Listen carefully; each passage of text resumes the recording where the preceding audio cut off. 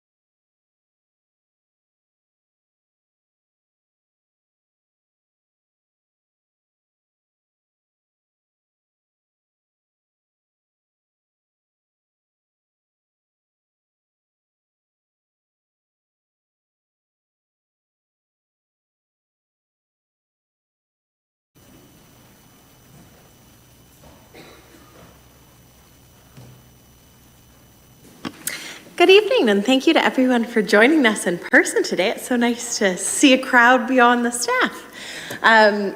If councillors, we can jump into reconvening in open, and the recommendation is that we reconvene in open session at 7:02 p.m. May I please have a mover? Moved by Councillor Dunstall, seconded by Councillor Cressman. All those in favour? And that carries unanimously. For a moment of reflection, I wanted to acknowledge that on July 24th is International Self-Care Day. So I want to encourage everyone to take actions to intentionally nurture our physical, mental, and emotional health and well-being. I personally will be taking my dogs for a walk after this, out in the nice fresh air, but I encourage all of you to be sure to prioritize your physical, mental health, and emotional well-being, and do something to celebrate International Self-Care Day. Now over to the territorial land acknowledgement for Councillor Stu, please. We have gathered in Wilmot Township on the traditional territory of the Neutral, Anishinaabe, Haudenosaunee, and Mississauga peoples. We also want to acknowledge the importance of the Dish with One Spoon Covenant, a peace agreement made between the Indigenous nations before the Europeans arrived. It characterizes our collective responsibility to each other and Mother Earth. We should take only what we need, leave enough for others, and keep the dish clean. By acknowledging this covenant in First Nations, Métis, and Inuit peoples, we are reminded of our important connection to this land where we live, learn, and work together as a community. Thank you very much. Does anybody have a disclosure of pecuniary interest under the Municipal Conflict of Interest Act? Councillor Martin? Through you, Mayor Salonen, depending on where discussion goes, if there is any decision regarding the Firebirds, then I would declare my conflict of interest. Thank you very much. Anyone else? Okay, seeing none. We did have one addition to the agenda, and that is item 13.9, which is correspondence from CN Rail regarding Rail Safety Week for this year, and it was a proclamation request that has been added into correspondence. For the adoption of the agenda, may I please have a mover? Moved by Councillor Cressman, seconded by Councillor Sadhu. All those in favor? And that carries. And minutes from the previous meetings of June 26th and July 17th. Anybody have any comments, questions, or concerns before we move that? Okay, may I please have a mover?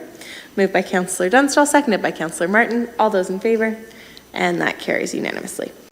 So this evening we have 3 public meetings. We will hear all interested people who wish to speak on these matters. If the decision of the Council of the Township of Wilmot are appealed to the Ontario Land Tribunal, the Tribunal has the power to dismiss an appeal if you do not speak at the public meeting or make written submissions before the bylaw is passed. I now declare that the public meeting open. Persons attending as delegations at this time for any of these items are required to leave their names, which will become part of the public record, and you are hereby advised that this information may be posted on the Township's official website along with your email address if provided. I would like to remind all the delegations for this evening of some guidelines for participation. Applicants and agents for the applicant will have 10 minutes collectively to speak. All other delegations will be given 7 minutes to speak. If part of your delegation has already been covered by a previous delegation, we kindly ask you to provide only new material during your delegation. If you conduct yourself in any of the following manners, it will result in an immediate muting or removal from the meeting. Interrupting councillors, staff, or other delegates, derogatory statements about councillors, staff, or others, and hate speech or defamatory comments. So with all of that out of the way, we will move on to item 9.1, and the recommendation we will get on the floor, and then we will invite up for the report introduction. So the recommendation is that report DS 2023-016 be received for information. May I please have a mover? Moved by Councillor Dunstall, seconded by Councillor Martin. I will now turn it over to our planner, Cameron Miller, to introduce the report. Thank you, Mayor Salonen. These applications deal with a proposed draft plan of subdivision as well as associated zoning for lands owned by Activa Holdings on the north side of Baden.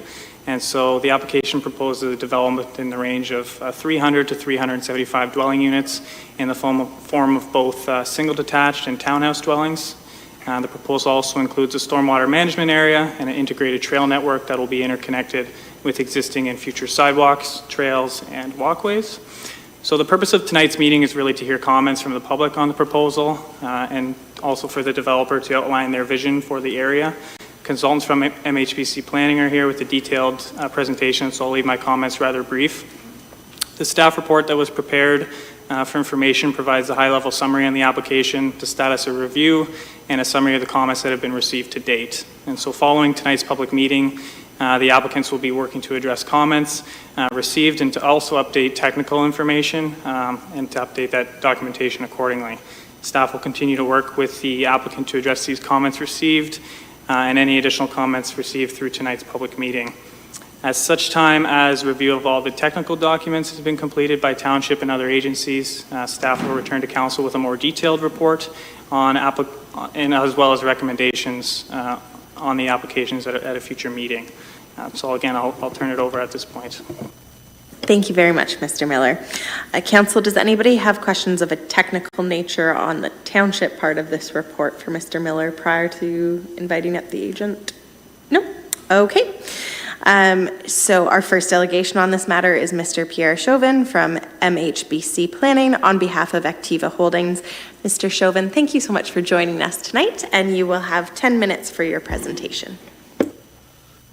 Thank you, Madam Mayor, members of council. I do have a slide deck here that I'd like to share with you.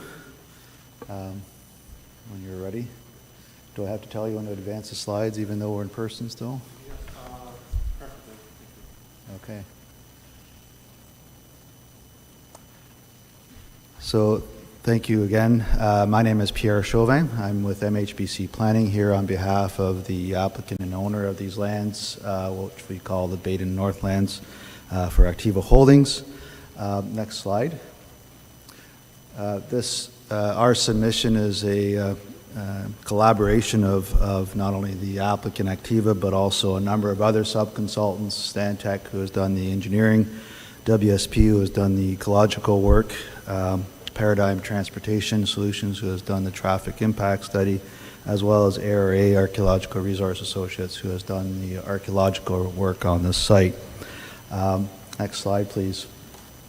So just to orient yourself, it's a little hard to tell. We tried to take a more global look of the area, but the sort of more darker picture in the top portion of the image is the site.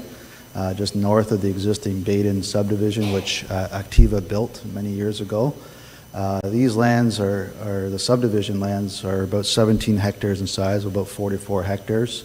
And I'll go through some more detailed slides in the next few slides explaining the proposed development. Next slide, please. This development contemplates, as you've heard, a range of residential dwelling types from singles and townhouses. And we have a couple multi-blocks which contemplating street towns or stack towns, and as well as perhaps back-to-back towns. So a different type of housing mix that has been traditionally built in the Baden community. As well as, along with the plan of subdivision application, we have filed a zone change application to implement the proposed range of uses, and I'll speak to that again later in our slide deck. Next slide, please. We have a number of design objectives when we put this plan together, and one was recognizing its location and placement relative to the existing Baden subdivision, even though there are road stubs connecting to these lands. So we tried to address that interface, and again I'll speak to this later, but in terms of how providing additional setbacks to the interfacing land, I'll call the interfacing lands, sort of the lands abutting what is existing, introducing height restrictions and restrictions in terms of the same types of uses in those intervening lands. So compatibility was key. Providing a mix and range of housing and residential types. This is very important in terms of not only providing, meeting the market needs, but also providing housing that everybody can live in all stages of your life.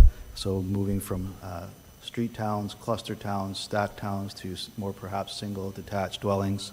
And all these dwellings will permit accessory secondary dwelling types as well, as of right in the bylaw.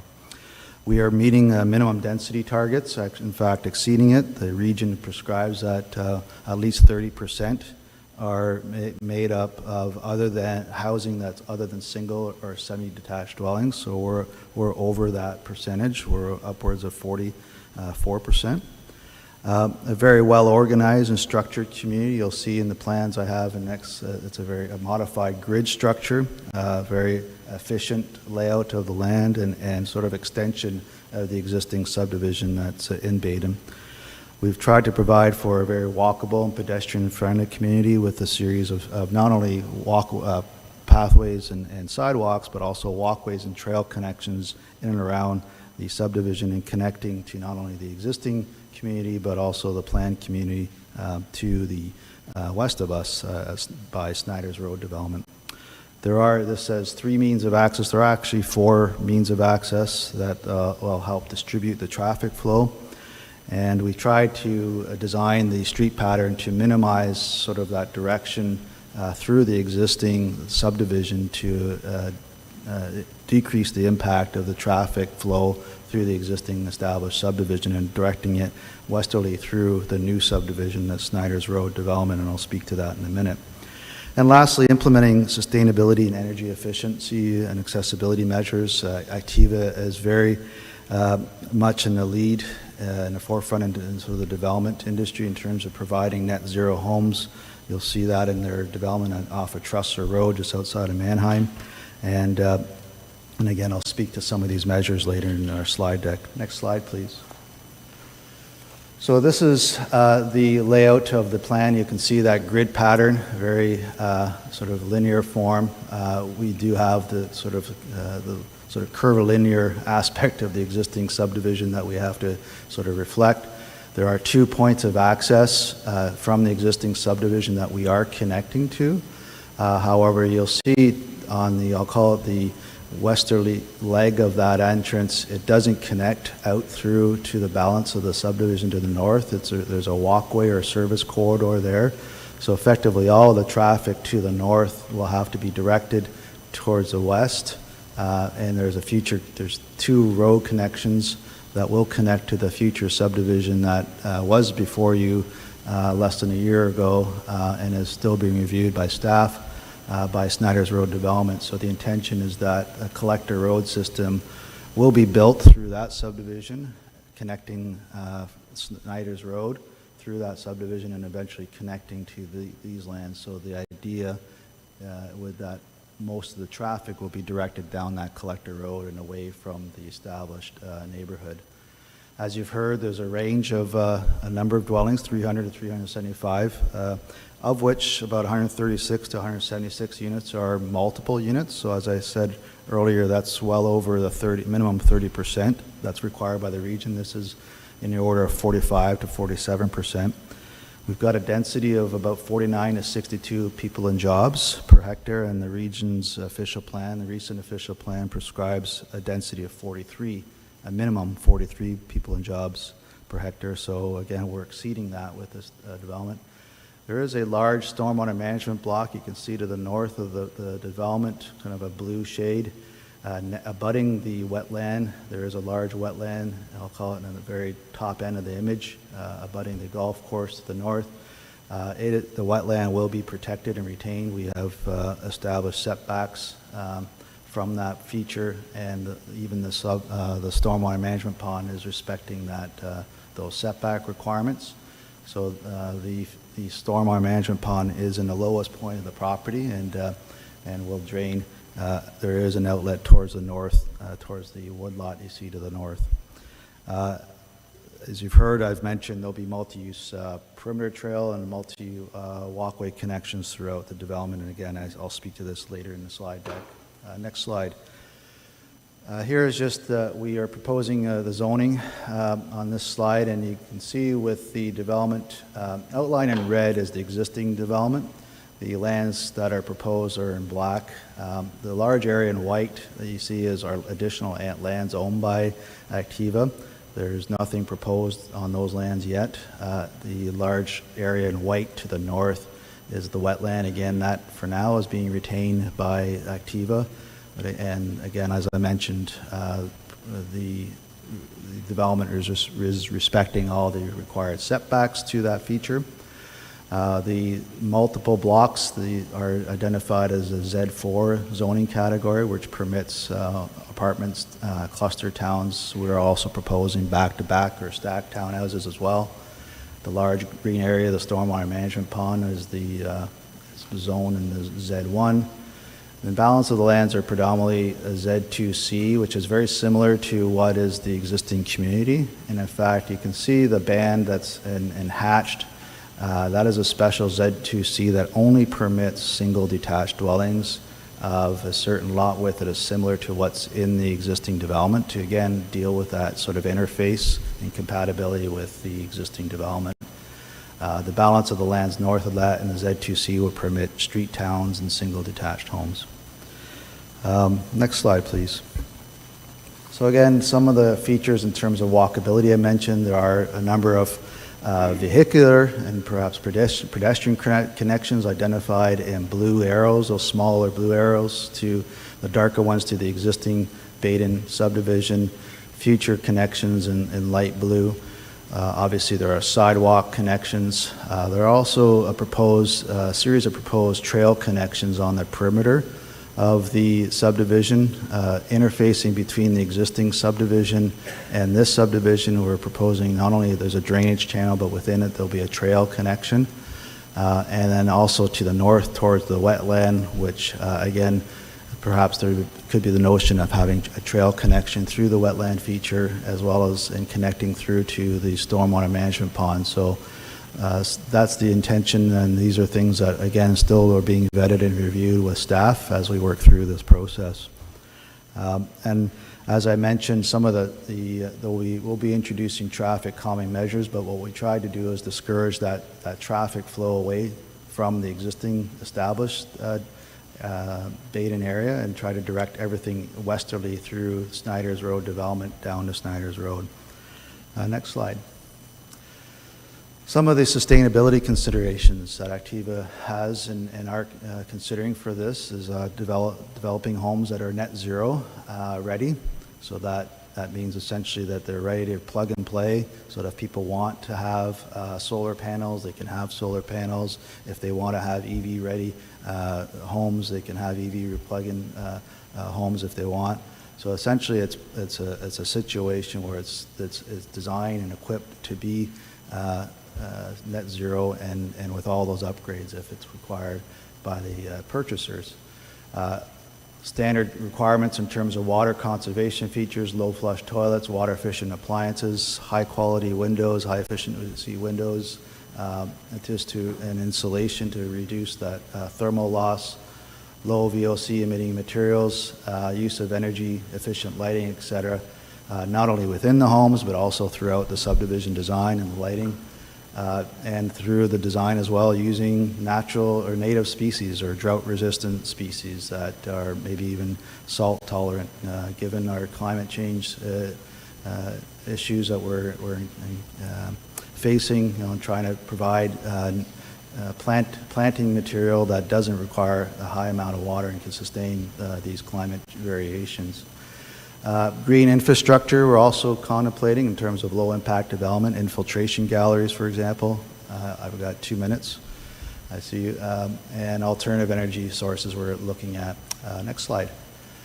So in terms of servicing, as I mentioned,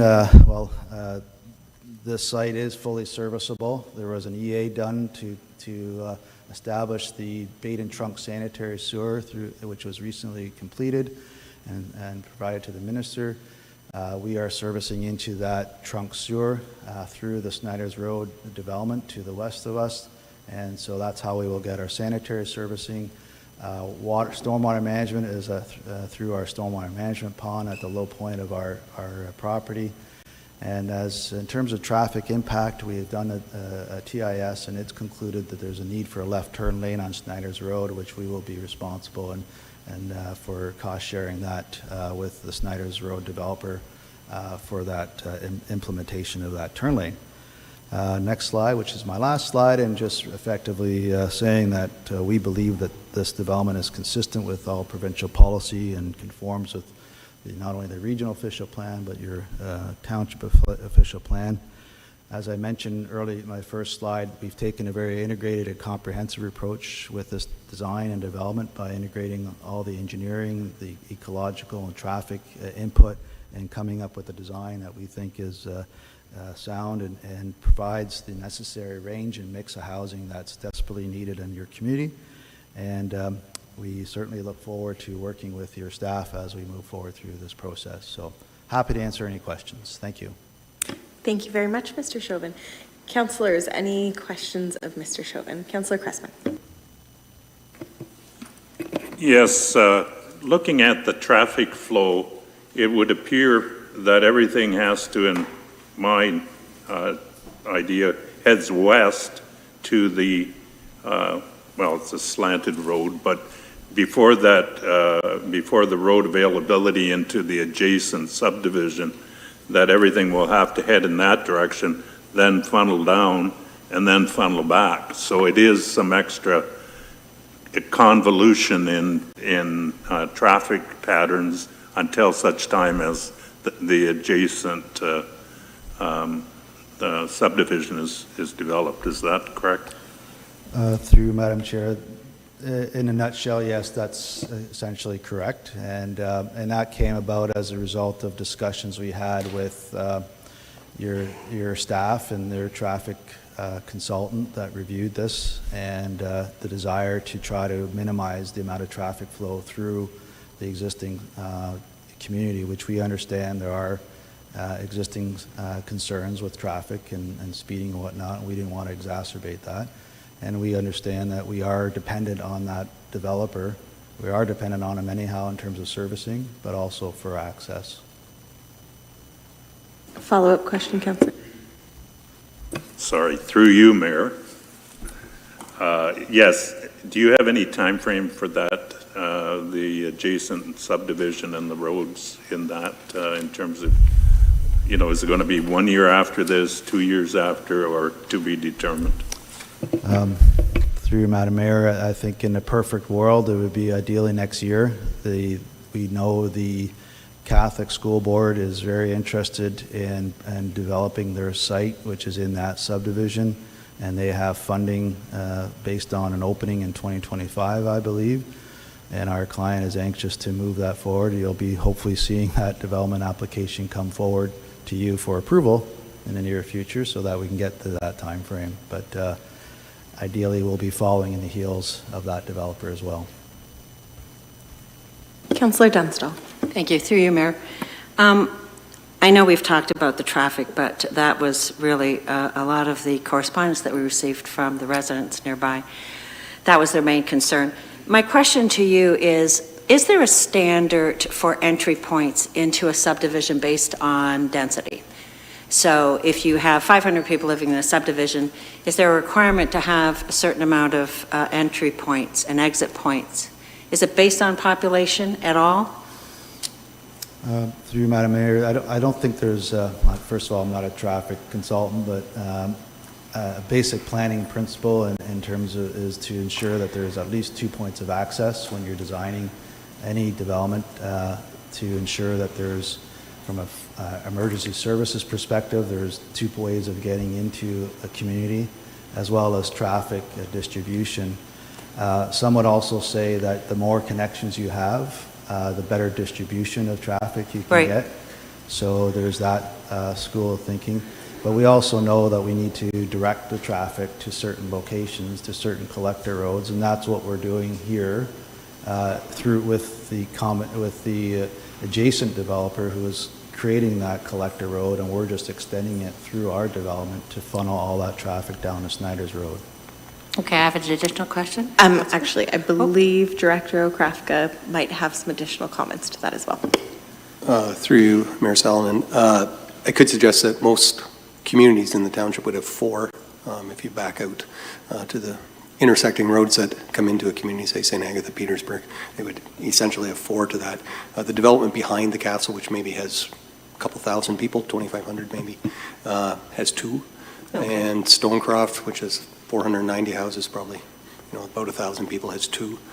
So certainly this development with 300 units and 2 would probably, plus the third to the west, would have 3 into this development. So it would probably have more than most developments of this size would have. I don't know if that helps you with your question. It does, thank you. Yep. Through you, Mayor. And perhaps this is something for Director Kraftko or for yourself, Mr. Chauvin. The density targets, you said, are at 44% versus a 30%. And I always find that to be a double-edged sword because we certainly need housing, and everyone's aware that we need housing. And if you have kids living with you full-time, you need housing.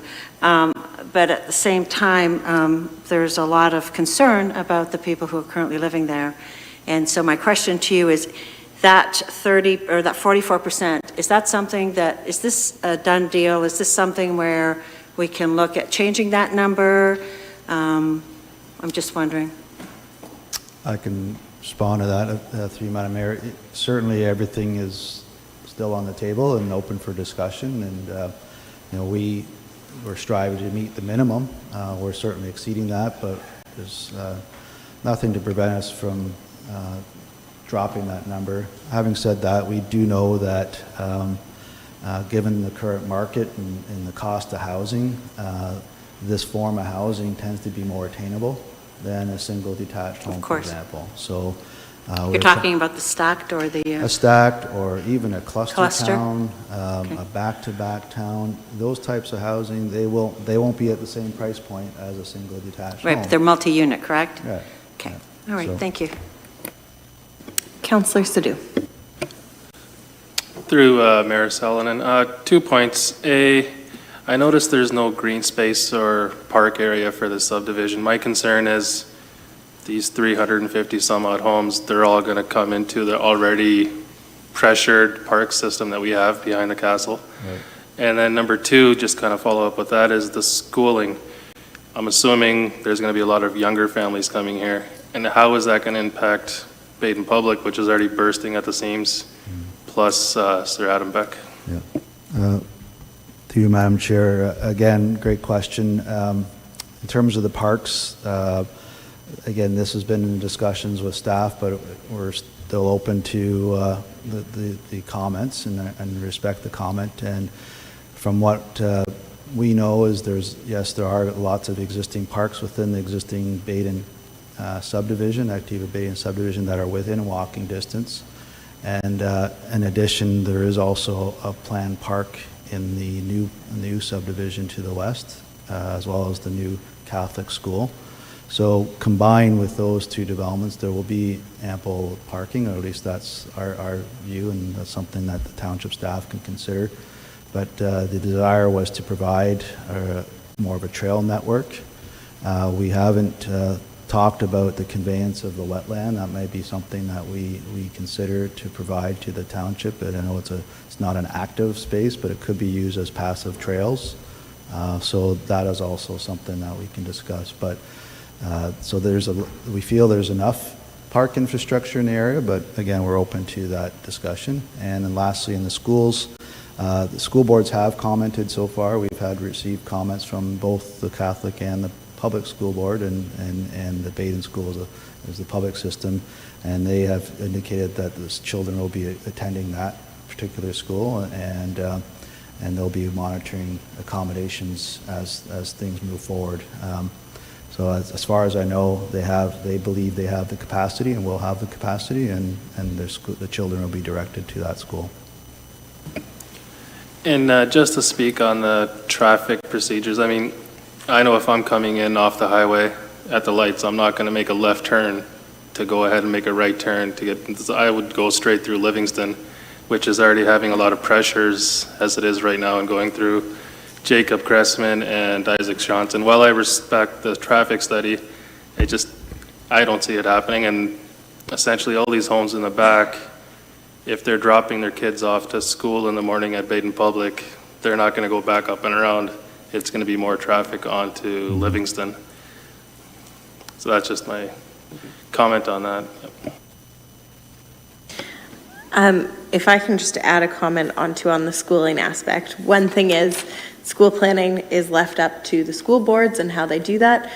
One general public comment I do want to make, and this is directed at WRDSB, is I do find it concerning that their commentary on this, as well as other subdivisions, have been the public schools will service the children, and then the district will service remaining children for secondary schooling. So that's just a general concern that certainly this mayor has acknowledged, that the school board frankly needs to get better planning as we're trying to build whole communities, and education is a cornerstone of that. So that's just a comment on that, what you were talking about. And I wanted to also pick up on the parks and green spaces, because those are also other concerns that I've heard from residents.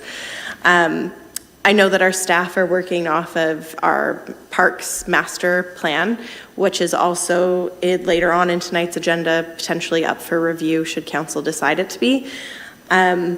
I know certainly on my feelings that I don't endorse the current 800-meter separation of parks. And certainly reading through Activa's information, how you guys do build communities and want to have green spaces and those access, I think there's better alignment of this council and what Activa certainly says that they strive for in community building to look at some other green spaces in that area, especially when we're talking the projections are about 900 to 1,000 people. I think it could be very desolate of green area apart from privately owned. So that would be something certainly I'd love to see considered. Very exciting to hear about what you're talking about, potential of wetland. Would definitely be open to hearing that go further. Councillor Wilkinson, I know that I saw your hand, so I will. Thank you. Through you, Mayor. I'll pick up on a lot of the comments that my colleagues have already made, and I appreciate what they're saying. I think they're spot on. Let's start with the parks.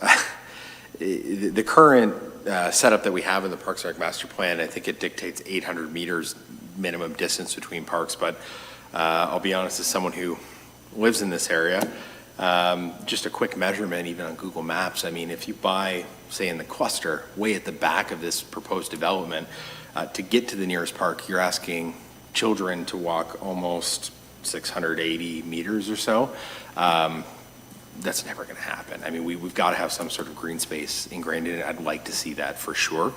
Additionally, I'll echo exactly what Councillor Sadhu has said here.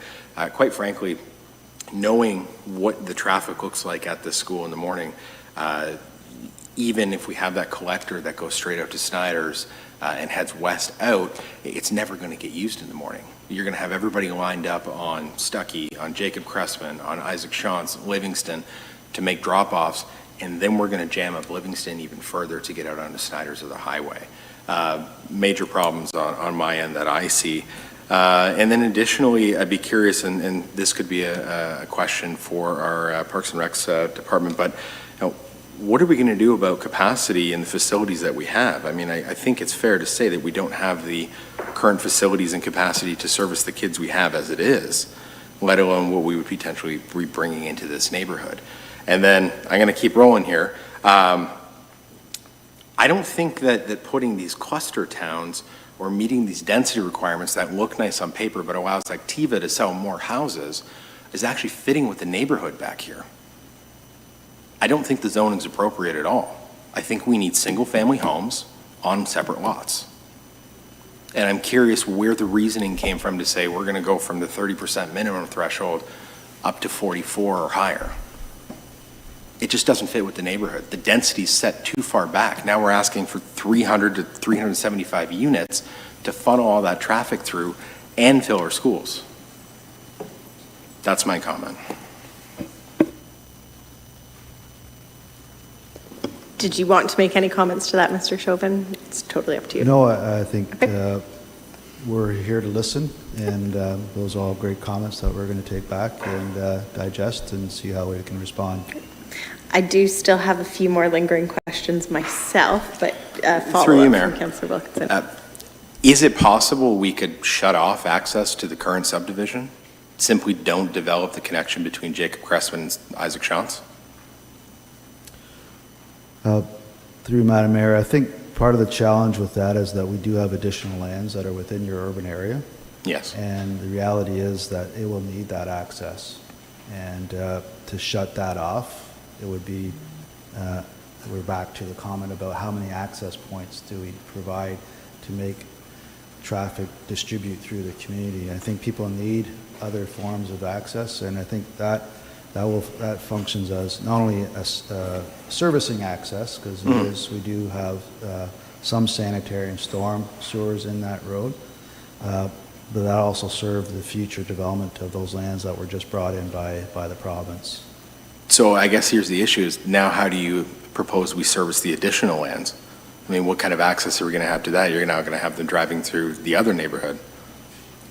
Well, through you, Madam Mayor, again, there'll be some of that will be directed through the existing development, but again, there'll be connections through this phase, I'll call it this phase, that will be directing it towards that collector road.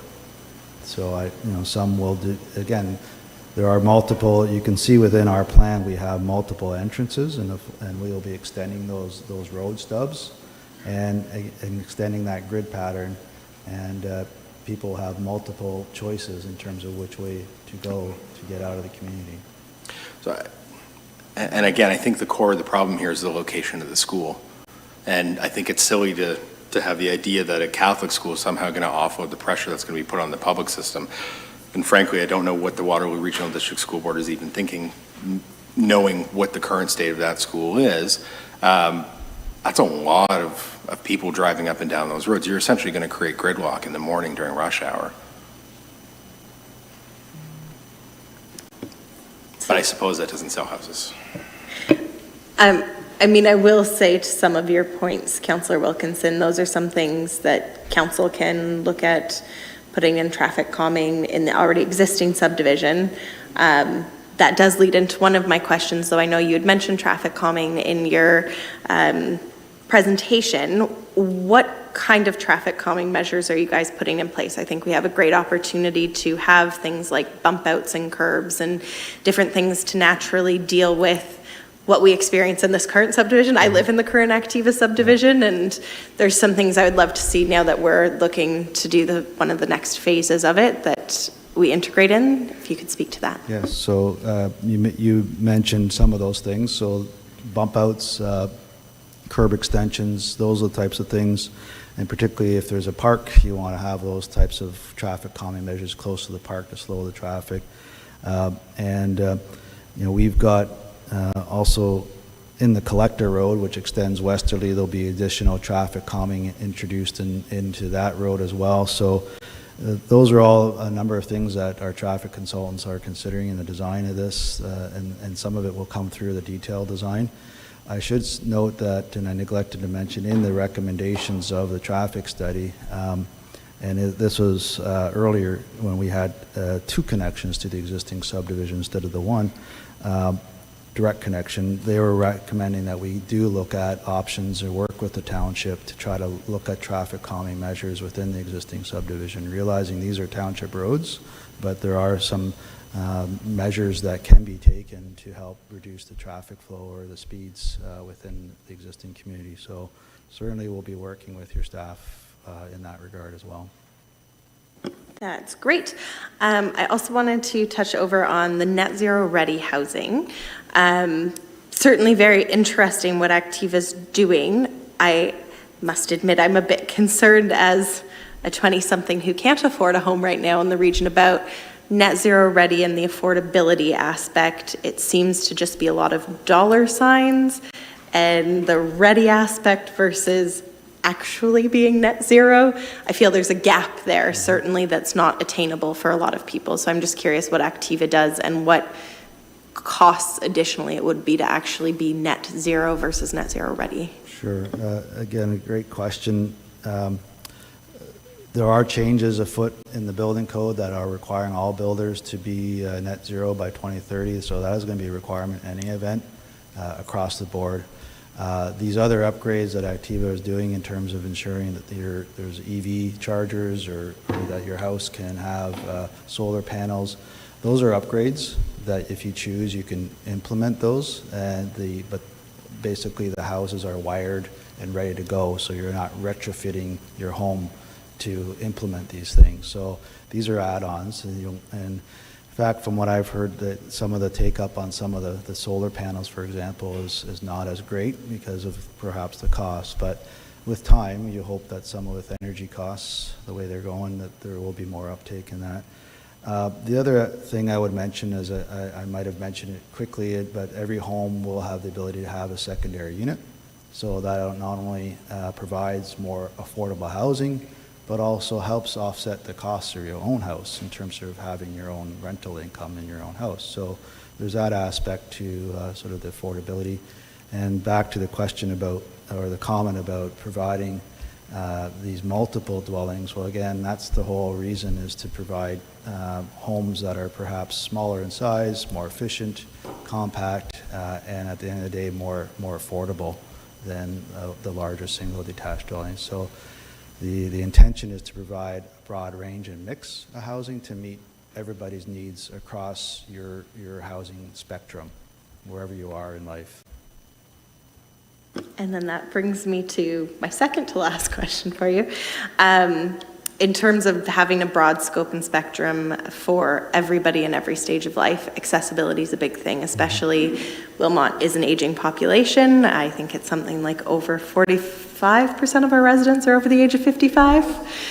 And with that, a lot of them want to be able to continue to live and age in place, and some of that includes wanting to downsize and not having options, as well as visitable housing and accessible, inclusive design.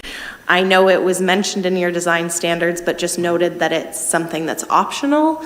Is that something that you guys are considering in terms of having barrier-free entry to homes, wider doors, not full-blown upgrades, but very just inclusive design? Is that something you guys are looking at? Another great point. Activa does have models like that in their portfolio, where they do have fully accessible units, and certainly they haven't gotten to that stage in terms of looking at what types of specific multi-units or the designs in this subdivision, but I can assure you that that's part of their overall portfolio, is looking at where do we put some of these types of units throughout the region, and Baden is certainly in need of that, like you noted. And we also have to consider some of the other developments that are going on in the community. Like I mentioned, the Snyder's Road development, and there'll be similar type of housing there. And so trying to provide a balance, and we don't want to try to overload the market, but also try and provide a balance of seeing what the overall market is producing and responding to the market needs. So it's maybe a little premature to speculate what they want to build today, but certainly that's something that Activa keeps a very strong pulse on the market and what's in need, and they usually provide that product. And like I said, they have a range of products, and they do have that type of product in their portfolio. One thing that you can take back as feedback to them is the market might not necessarily need it right now, but statistically speaking, more than half of us in this room at some point in our lives will have mobility issues. And again, Activa talks about building the backdrop that people live in and where they experience life. And when grandma can't come to Christmas dinner or something, you know, that because they can't get up the steps to the house, I think we should really put that in just as we're building communities, something that we keep in mind. Inclusive design is really easy. So excited to hear that that's at least in their portfolio. Final question is, in the multi-units, I saw there were some dead ends in the street plans. It looks like 3 or 4 houses kind of down a little strip. My question on that is, one, is that the final drawing? It was in some of your more defined multi-unit zoom-ins, and if so, what is the waste removal plan? I know this current Activa subdivision has an issue where you have the one lane that is a dead end in the condo section that's multi-unit, and the region does not remove the waste. So I'm just curious, because that's been issues I've been dealing with post, is that something you guys have considered, and what will that look like? So first of all, these are just concepts, just to give an illustration of and an idea as well in terms of the unit yield that we could get. We actually use their actual products for the footprints. But if there are dead ends, they certainly have to meet certain standards in terms of their length, in terms of emergency access, and snow clearing. And all of that is done, snow clearing and garbage pickup is typically done privately. So by either These will likely be condos, and the condo corporation will be responsible for the private garbage pickup, the snow clearing, those types of things. So it wouldn't be a responsibility of the region. Okay. Thank you very Councillor Wilkinson. Through you, Mayor, I'm going to try and find a positive here, and I think it's the potential connection of the trail systems, which I think I know our department had a huge hand in pushing forward and planning. However, one concern, the proposed trail behind the Michael Myers existing road right now is proposed to be 10 meters in width. The existing trails that already exist in this area are much, much wider. I mean, is there appetite to make it at least the same so we can have some continuity throughout the trail system and push it to the what? I think it's 25, 30 meters, if I'm not mistaken. Through you, Madam Mayor, I'm not sure which trail system you're referring to, if it's through the existing Baden subdivision. Correct. Then that was designed probably at a different standard, and those were designed, having been involved in that particular subdivision way back, those were more designed as park space as well, and probably wider than your typical trail standard. I think 6 meters, and Harold can correct me if I'm wrong, 6 meters is your standard trail width. So this 10 meters that we're providing is more than that. And again, it's more because we do have drainage to deal with. There are some rear yard drainage issues that we do have to deal with, and we are going to fix that. There's existing situations within the existing subdivision that we will correct. So could we make it wider? Could we make it wider? Sure. We can look into that. Director. I think that would make a lot of residents extremely happy. We can look into that. See what Thank the you. implications And are. Director O'Krafka, I believe, has a comment to add to that. Through Mayor Salonen, the 10 meters comes from the Township Trail Standard, is 10 meters wide. That central corridor, as Mr. Chauvin indicated, was designed to be a different style, to have more of a park function and to grow with those first neighborhoods. I think certainly anything can be looked at. The wider that trail becomes, it impacts the number of units. And certainly there's a balance that needs to be had between growing the community with types of housing that we don't have. We have a lot of single families. I'm certainly not saying that we don't need more singles, but we've got singles covered. We don't have stacked townhomes. We don't have things that generationally people can afford to start in or to finish in. Certainly as someone who's aging, I'm looking forward to finding some housing for myself to age in the community without having to leave the community.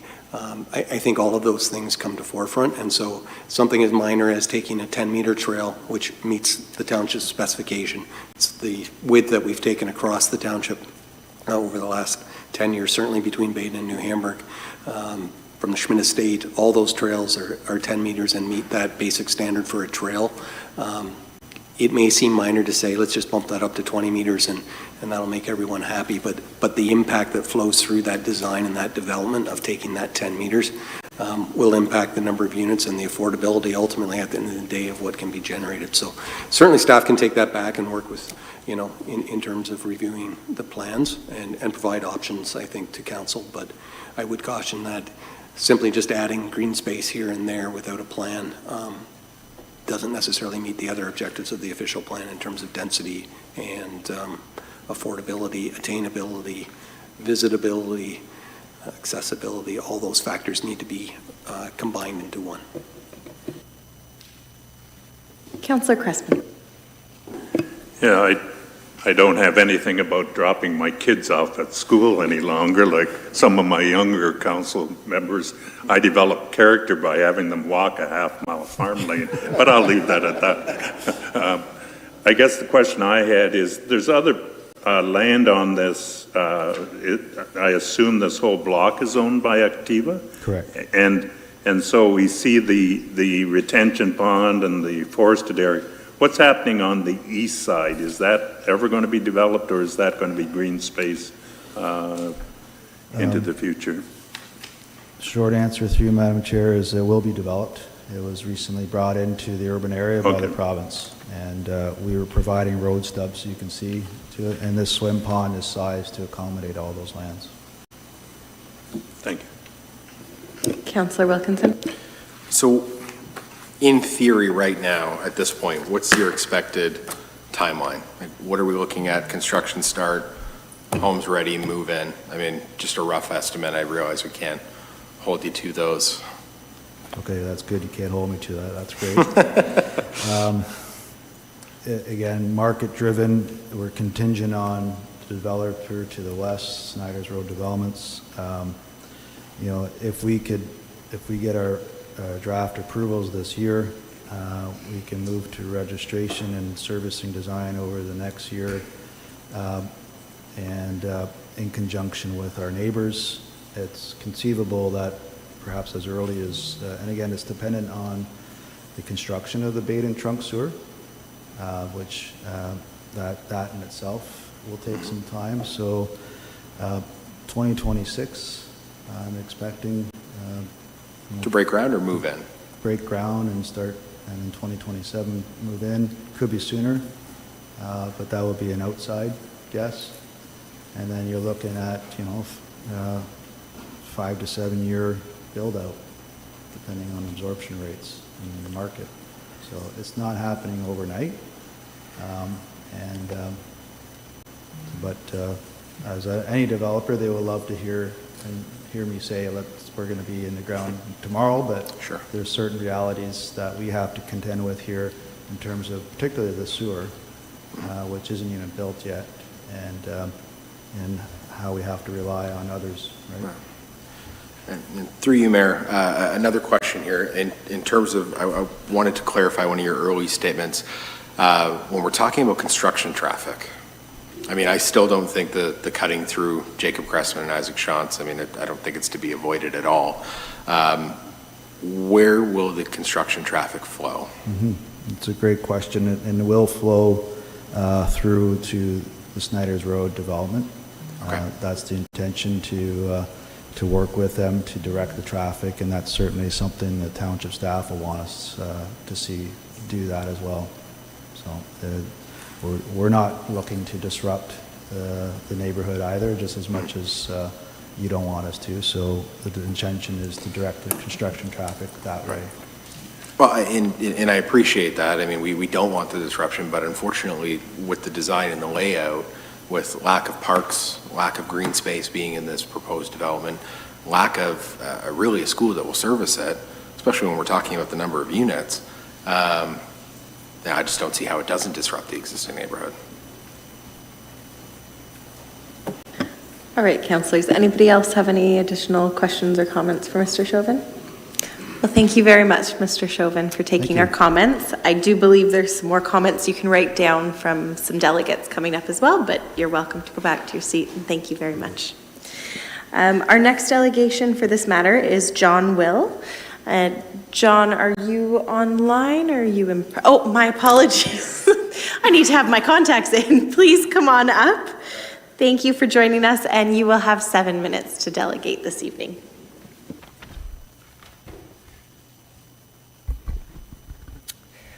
So, good evening. Any missteps that I make, I apologize for. I've not been in this forum before, but I'll do my best to follow along. My name is John Will. I live at 129 Michael Myers Road with my wife and 2 kids. We purchased in 2011, and we moved in June 2012, sorry. So our house backs on to the area scheduled that we are discussing, and clearly I have a vested interest in how this is developed. When we bought in 2011, we were told that the area behind us would be developed one day, likely in 3 to 5 years. So I know we're on borrowed time, if you will. It's been really nice to not have neighbors back there. But I'm not against the development. We knew coming in that it was going to come eventually. But I am here tonight to ask some questions, make a few suggestions, and hopefully they'll be taken into account as as the planning proceeds. I have spoken to several neighbors and neighbors who have spoken to other neighbors. I don't represent any specific group. However, the themes and the spirit of the conversation have been consistent. A lot of the questions that we had actually did get answered while we were here. Part of the question that we have has to do with the trails and parks, which have come up a number of times today. On the urban design brief dated 2022, there is talk of public realm being an important aspect of Activa developments. I would argue that a couple of paths and sidewalks don't support creating public realm. We are talking about changing the density so we have more people in a smaller area with no park space, no public realm to speak of. We talked a little bit, or you all talked a little bit about the pathway, the 30-foot easement that will go behind Michael Myers. And while that may be the standard, another one of the pillars that the Activa group notes is crime prevention through environmental design. So really, what's going to happen with a 30-foot pathway is that the existing community members are going to put up tall fences, the new neighbors are going to put up tall fences, and we're going to end up with a corridor, a dimly lit corridor, 30 feet wide, where I don't know what good happens in that corridor. I should also mention that I'm dealing with different glasses, so I can't see any of your faces and read my page at the same time. So part of the crime prevention through environmental design concept puts eyes on the park, or eyes on the area that's being created. Backyards with 6 or 7 foot fences looking down at a trail where there is a significant elevation change already that has to be designed in is not creating space for the community, either new members of the community or existing members of the community to use. So there is consideration there on how to deal with the elevation change, which the developers will figure out. I question the traffic report to an extent. The transportation impact study seems to range somewhere between 2018, maybe data was collected, and I did not comb through in any detail the 160 some odd pages I believe that are there. The data that was collected appears to me to either be dated or collected during COVID restrictions. It may be flawed if that's the case. It may be worth a new traffic study, being that we do have people with different working conditions now. We have hybrid workers, and the current traffic study, I believe, did not recommend any additional traffic signals. It recommended left turn lanes going either to the Snyder's Road development or into existing Livingston there. So I would request that someone take a harder look at that and decide if that traffic report is valid, or should it be readdressed or taken a look at. We did hear about the start of construction in 2026 for groundbreaking. I don't understand what's going to happen to the west. So we attended an open house night in either 2018 or 2019, and some of the city planners were there, and it was basically explained that, you know what, north of you will be developed at some point. west will be developed at some point. Activa has owned that land for a considerable amount of time, so they will most likely be given preference unless there is a compelling proposal put forth for the west land. But we would not be developing both at the same time. Now, things change. I would be curious to know what the schedule for west, as well as north, and if it's still the plan, that'll be one and then the other, or have we changed our footsteps a little bit in terms of need and what the provincial and federal governments have identified as needs moving forward. My time is up. Okay. Thank you very much, Mr. Will, and great job for being your first time at council. I know you said you haven't been here before. You did very well. Thank you. If I could turn it over to Director Okrafka, I know he will have some of those answers for you. Thank you, Mayor Sallin. Through you to the delegation. Made a lot of notes from your comments. We'll take those certainly forward into consideration. With respect to your last question on timing, Mr. Chauvin indicated it, and the flow of the new sewer that will be built and the collector road that will serve also as the construction access will start pretty much across from Christian Street at Snyder's Road. So that development to the west would be the first stage, and that road would be extended north and ultimately provide the primary access into this land that's being considered tonight. We anticipate that from those first meetings, similar to this meeting that we had on those west lands, that proposal will be coming back in. It will look differently than it did from the first meeting based on all the public information, the agency comments that was submitted at that time. So there'll be a revised plan coming back to this council, I would anticipate, in the next couple of months.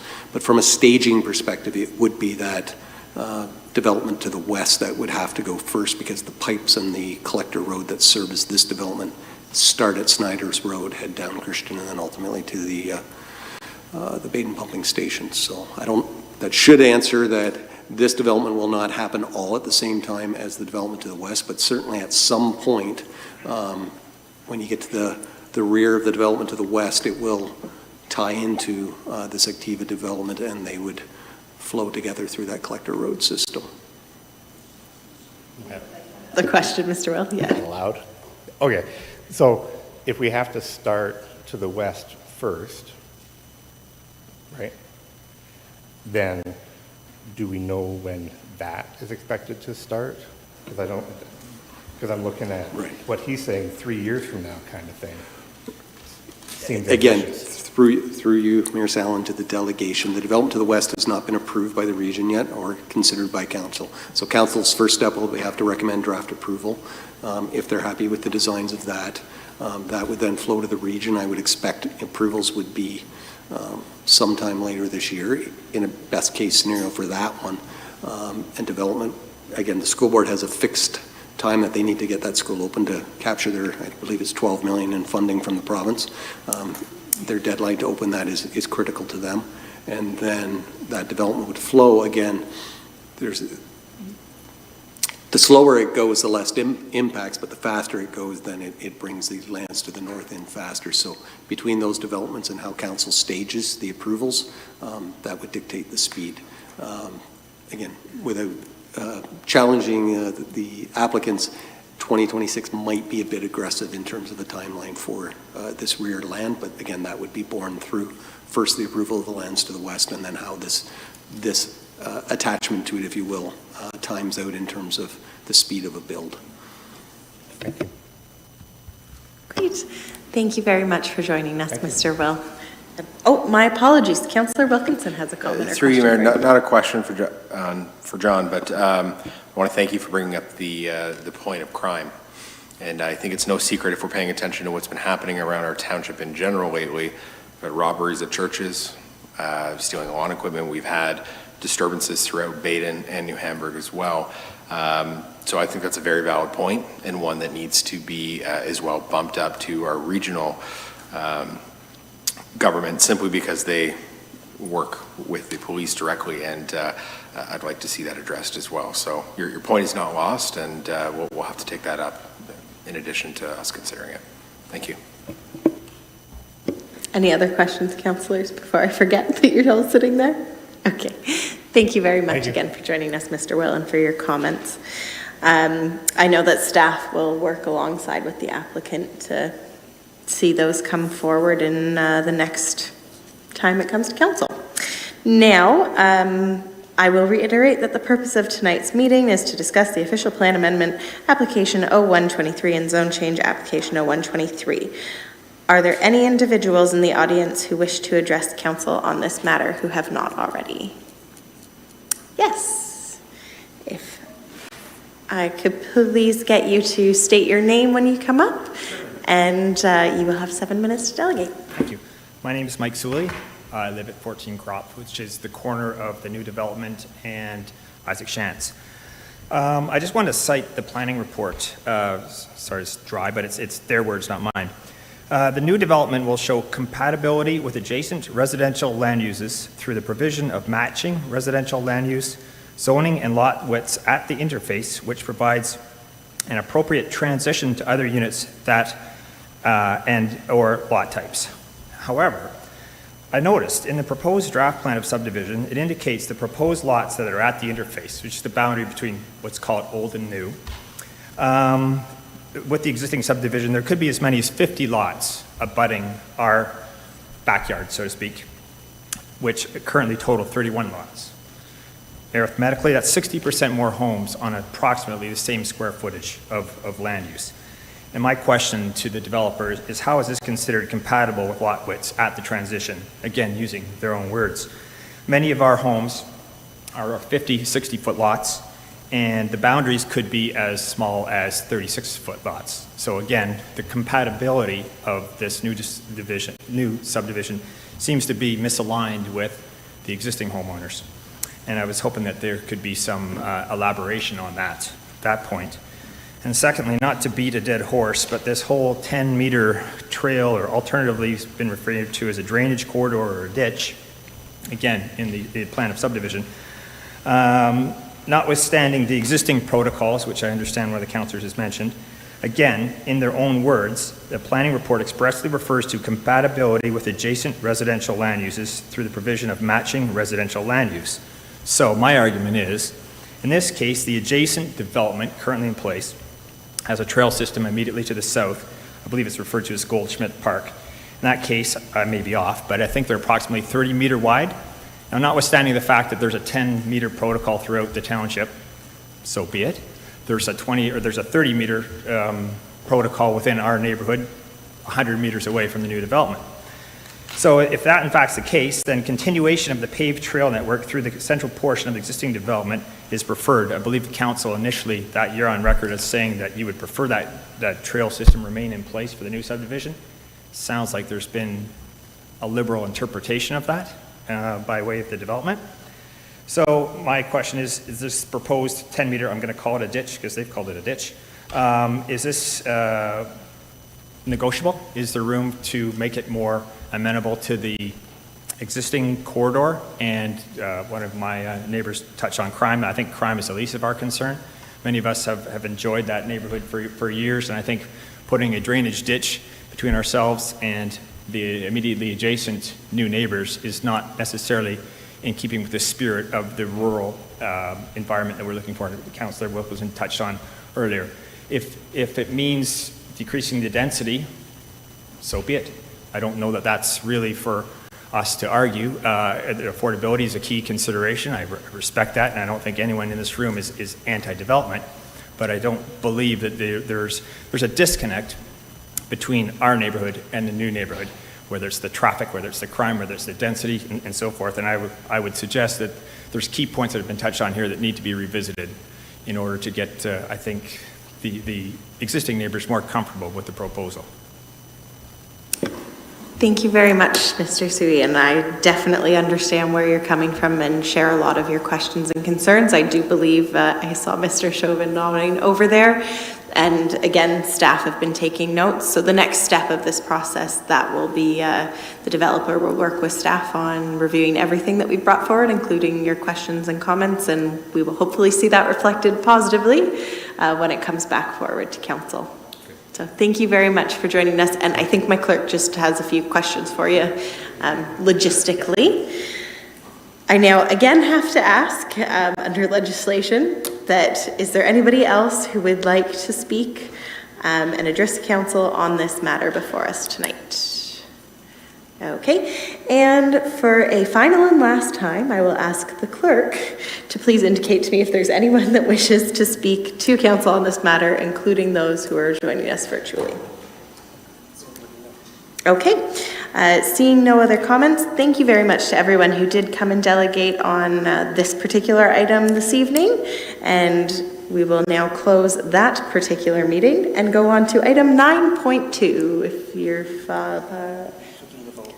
I forgot about the vote part. This is received for information, councillors, so we do need to technically vote that we're receiving it for information. It's already on the floor. I see Councillor Martin did briefly step out, but we will still call the vote, just acknowledging he is not here. Yeah, that he's not here. So all of those in favor? Okay, and that carries unanimously. Thank you very much. Now on to item 9.2. which is the recommendation is that council approve zone change application 0423 made by Scott Falklard affecting part of lot 41 plan 532A to rezone the subject property from zone 3 residential to zone 12 institutional. To get this on the floor, may I please have a mover? Moved by Councillor Dunstall, seconded by Councillor Cressman. And this meeting, just to note that this meeting is a public meeting in respect to ZCA-02-23. I will now turn it over to our planner, Cameron Miller, to introduce the report, please. Yes, thank you, Mayor Salmon. So this application is proposing to rezone the subject property from Z3 residential to Z12 institutional. And as mentioned, the property is residentially zoned, but it does contain site-specific provisions that allows for an accounting office. So historically, again, it's operated as a residential dwelling, and for a brief time period there, it operated as an accounting office. So the abutting property, which is 220 Waterloo Street, is also zoned Z12 institutional and operates as a daycare, which is known as Happy Explorers Learning Academy. And so this application would essentially allow for an expansion to the existing daycare and facilitate the eventual merging of the two properties to operate as one. And so the current concept plan that was provided in support of this application shows no changes to the current one-way traffic. Traffic currently enters off of Waterloo Street and then exits off a separate exit located on Hink Street. So again, through the conceptual plan, there's no proposed changes. So the utilization of the property would provide space for additional parking, wider drive aisles, and both more indoor and outdoor space for the daycare. But a detailed review of the overall function of the site, including specifics regarding vehicle movements, parking locations, and children drop-off would be addressed at a future site plan approval stage. In circulating the application, staff do not receive any comments or concerns from members of the public and are recommending that the zone change request be approved. Thank you very much, Mr. Miller. Councillors, any councillors to do? Through the mayor, just a general comment. As someone with 3 boys under the age of 6, I know the daycare system is pretty backlogged and there's a long wait list. So my comment would be this is great. We need to see essentially more of this, and anything to help kind of relieve the pressures of the parents living in Wilmot, this would be a definite win in my books. And Councillor Dunstall. To echo Councillor Sadhu, we certainly need more daycare spots. And I was wondering if you had the information, are there more daycare spots being added in addition to the extra parking and that kind of thing? And would you happen to know how many, or is that just too early to tell? Thank you. Through the mayor to Councillor Dunstall. Yes, currently there's about, according to the applicant, there's 49 children that are attending the daycare currently. The number of additional spots that would open up should this application move ahead and the property be fully utilized, it would be an additional 39 spots. And regarding staff, which forms a little bit part of your question, there's currently 16 staff members, and they'd look at hiring at least 7 additional staff members to serve the attendees of the daycare. Great. Any additional questions, councillors, or comments? Okay, seeing none, we do not actually have any registered delegates on this item, but I will reiterate that the purpose of tonight's meeting is to discuss ZCA-0423. Are there any people in the audience who wish to address council on this matter? Okay, I would ask the clerk to please indicate if there is any other person present who wishes to address council on this matter virtually. No? Okay. And one last time, is there anybody else that would like to address council on this matter? Okay. Seeing none, councillors, may I please have all of those in favor? And that carries unanimously. And we will move on to item 9.3.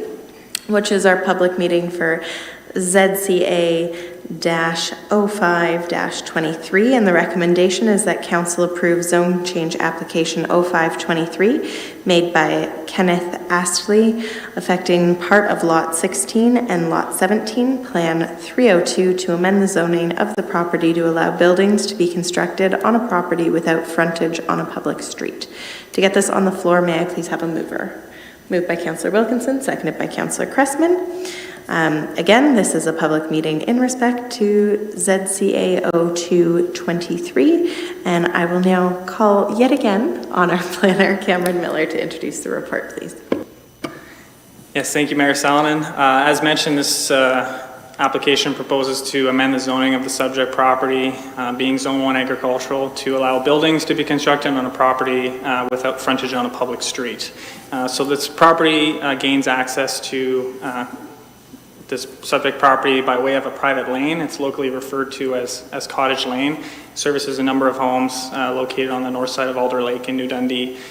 So the applicant has provided proof of legal access to the subject property by way of a legal right-of-way, but again, by definition, this is not legal frontage on a public street.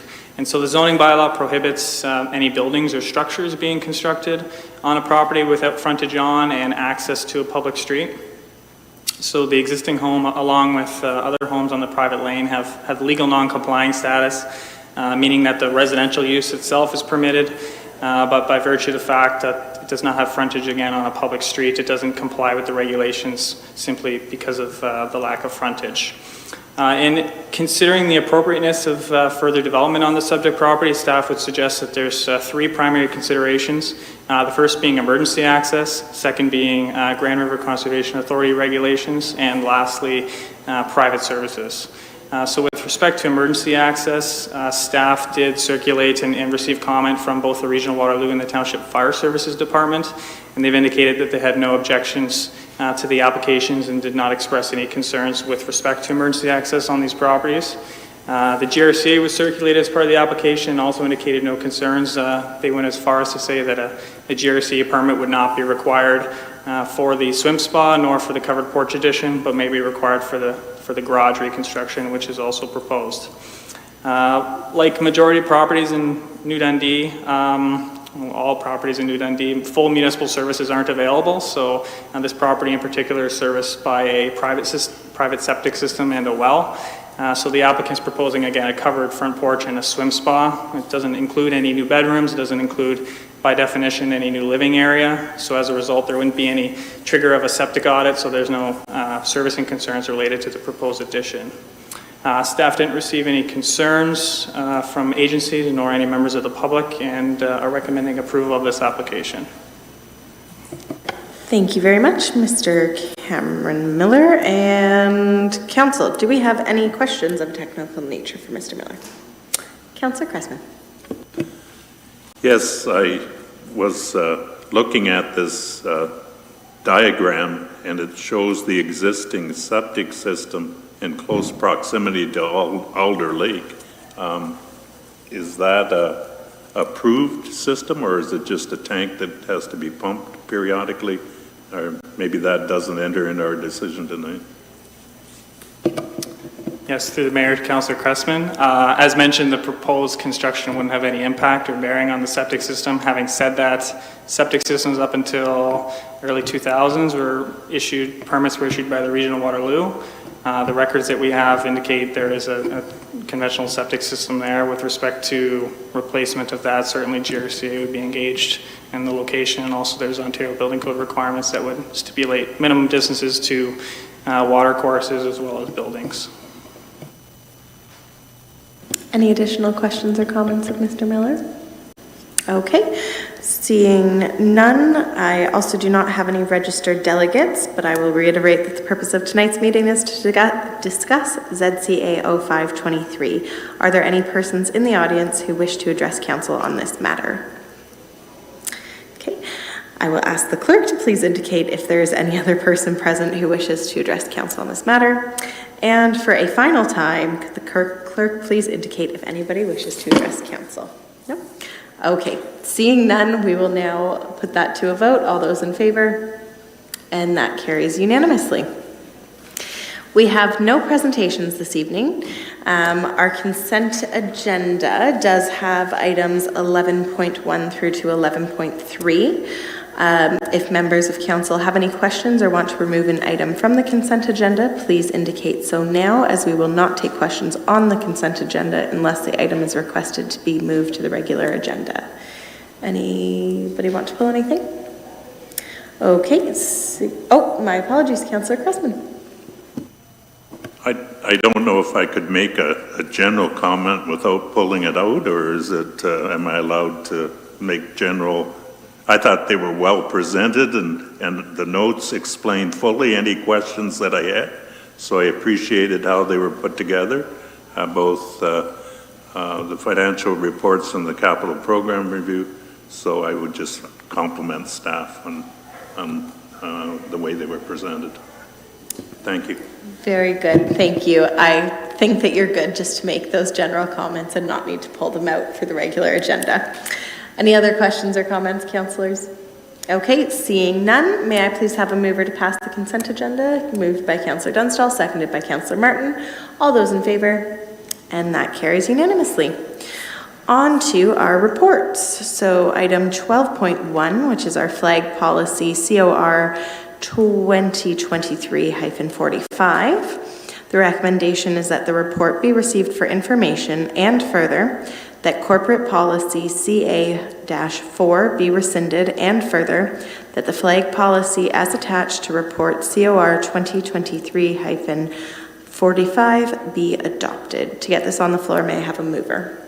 Moved by Councillor Martin, seconded by Councillor Sadhu. And I will now call on our Deputy Clerk, Chad Curtis, to introduce the report. Thank you, Madam Mayor.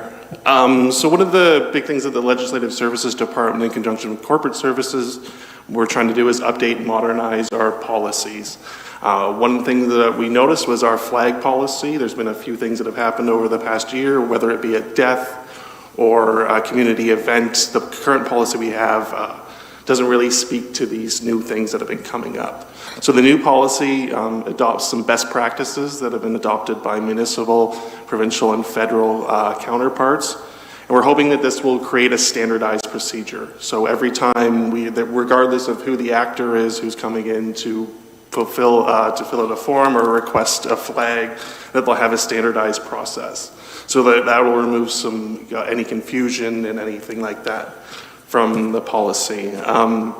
The previous policy we had, while at the time it did fulfill the needs of the Township of Wilmot, it's kind of restrictive now. Essentially, the current policy, we have the 3 flag poles, the municipal flag, the provincial flag, and the federal flag, and those are the only 3 flags that were allowed to fly in Wilmot Township. There was a pride flag that was, through an amendment, was added to that policy, but essentially the previous policy was quite restrictive in that manner. So the new policy, it aligns with federal and provincial guidelines, and if you look at the policy, there's a bunch of hyperlinked links to the federal and provincial governments, so they have a bunch of procedures for flying a flag. So one instance that came up recently was flying 2 flags on the same flagpole where the Canadian flag is being flown. That's considered a no-no from the federal government, and we should definitely be the Canadian flag should be on its own separate flagpole. So we're trying to do that. We're also making sure that we're adopting equity, diversity, inclusivity principles. So we're permitting community groups to fly a flag on the community flagpole. So if you can fulfill the criteria of the policy, We'll have an online fillable form. You can fill out the form. So if you had, I'm just going to throw a date, there's a special thing on March 13th that your group has a flag for, and you would like to display that at the township community flagpole. You can do that. For everyone who's wondering, the community flagpole is just right outside this building here, and we did have the progress flag up there in June. There's the policy, there's also clear roles on the administration of the policy. We're updating our flag protocols at fire halls. We've also updated our half-masting procedures. So when Hazel McCallion passed away, unfortunately, we didn't really have anything in our current policy that that allowed us to put down the flag for half-masting. So we'll have that in there now.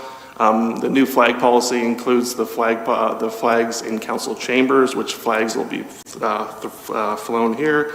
We also have our online fillable form with a new web page that'll be launching if this is passed. So the online fillable form is 100% AODA acceptable, so it's accessible to everyone who wants to fill it out. And last but not least, we will be rescinding the existing policy. So that was the second recommendation. Great. Thank you very much, Mr. Curtis. And I just want to say thank you for the very in-depth review. I really enjoyed reading through it, actually, which I wasn't quite anticipating, but I enjoyed reading through it and look forward to hopefully adopting this. I will go to Councillor Martin first and then Councillor Dunstall. Through you, Mayor Salonen, I would like to put forward an amending motion. Is this an appropriate time to do so? Yes, it is. So my amending motion would be that the Township of Wilmot build 3 additional community flagpoles at the following locations: the Wilmot Rec Center, the Community Center in New Dundee, and the Community Center in St. Agatha, and that the municipal flagpole located at Canada Post in New Hamburg be used as a community flagpole between January and October of each year. Thank you very much. Can I just ask one clarifying question? Why the month restriction on the Canada Post location? It would be my understanding that in November it could be used for other purposes, and so that way it would keep that flagpole free. But maybe Deputy Clerk. So through you, Madam Mayor, so essentially the flagpole that's at the New Hamburg Canada Post, during the holiday season, we turn it into an illuminated Christmas tree. I didn't realize the flagpole was the middle of the tree. Okay, thank you very much for clarifying. So now, because that is an amended motion on the table, if anybody has any comments to that amendment, yes, I do see that there is. But I just want to say we're speaking to that amendment first. We will vote on that, then we will go back. But I will turn it over to CAO Chambers. Yes, so just in discussions with staff earlier today, the flagpole at Canada Post may not be on municipal property, so that's something that I think we have to look into. And in terms of investigating these additional sites for flagpoles, I would recommend that staff look into the feasibility and costs, and we would bring that forward through the budget process for consideration. So with that in mind, Councillor Martin, do you want to change your amending recommendation to staff investigation, or do you want to continue with the wording that you originally had? Through you, Mayor Salonen, I'm comfortable with going the route of a staff recommendation and then bringing it back for consideration. And so then, yes, what would be the procedure then? I would just rescind or take back the... No, our lovely clerks have been following along on the process here, so they are updating the wording that it'll be staff to report back to us on their findings. Any other questions? Or actually, first, let's get that amending motion on the floor then. So we have our mover, seconded by Councillor Sadhu. Now we can comment on the amending motion. Councillor Wilkinson. Yes, through you, Mayor. I want to make sure that we put an amendment on that amendment, and that is a time. So I want to make sure that it's very clear that we're getting this report back during budget season. So I would say, I mean, apparently we're already in budget season, but let's aim for, I don't know, the second budget meeting would be ideal to have those numbers available to us. So I think that's going to be what, October-ish? Okay. So let's say by the second budget meeting. Through you, Mayor, we are finalizing, hopefully tomorrow, through the corporate leadership team, our budget schedule. What I would say is that, we would put that in our operating budget proposal to council.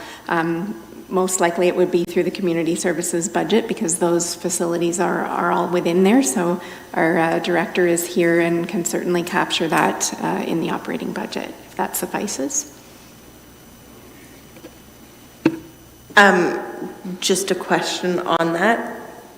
Great that it's going through the budgeting. Can it be explicitly outlined though? And not, yes, Director Kelly. Yeah, through you, Mayor Salonen. So it would be identified as a minor capital initiative within the operating budget. So the first version of the operating budget that you see would have the costs for the installation of those additional poles. Okay. Explicitly identified. Thank you very much. Councillor Cressman, did you have a comment there? Yeah, I was just, a point of order, I would consider that a friendly amendment and wouldn't require. That is where I was headed to next, was asking Councillor Martin, do you see the timeline being imposed on your amendment as a friendly amendment? Through you, Mayor Salonen, yes, I'm certainly comfortable with that. And as a point of clarification or a point of order, because I had mentioned the flagpole at the Canada Post location in New Hamburg, and it may be then that I was misinformed in terms of who owns it or whether the township can claim it. If it is not a flagpole in New Hamburg that we have access to, I'm wondering if I could add then that the New Hamburg Community Center be used as an alternate location if the Canada Post flagpole is not part of our jurisdiction. Staff, is that possible to look at if Canada Post isn't an option, an alternative in New Hamburg? Yeah? Yes. Okay, great. So with all those lovely updates and changes, does anybody else have any questions or comments? Councillor Dunstall. Thank you, through you, Mayor. Actually, Councillor Martin, I just was wondering if you could just mention again where you wanted those poles, both in New Hamburg and in Petersburg. Through you, Mayor Salonen, so the locations would be the Wilmot Rec Center, the Community Center in New Dundee, Community Center in St. Agatha, and then the either the flagpole at the Canada Post location in New Hamburg or the Community Center in New Hamburg. Perfect, thank you. And the purpose is simply then we then have a number of community locations to fly different flags. Thank you very much. Any other questions or comments on the amending motion as it stands? Okay, seeing none. We will now call that to a vote. So on the amending motion, all those in favor? And that carries unanimously. Now back to the original motion before us about the flag recommendation policy. Any other questions or comments? Councillor Cressman. So I think I'm going to center my comments on 8.2. The number of days that a community flag will be flown is based on the request. And I know I had a member of the Legion approach me and say, some community flags get flown for a day, others get flown for a week, some get flown for a month. And I understand this speaks to that about it's based upon a request. I don't know if it puts the mayor in an awkward space in terms of determining length of days, but I'm just wondering, I'm just kind of wondering whether a maximum should be included in 8.2 of no longer than a month, just so that you don't have someone or some group deciding that there should be flown for 3 months. I know maybe you could rescind that request, and tie up a community flagpole for an indefinite period of time. So I'm just,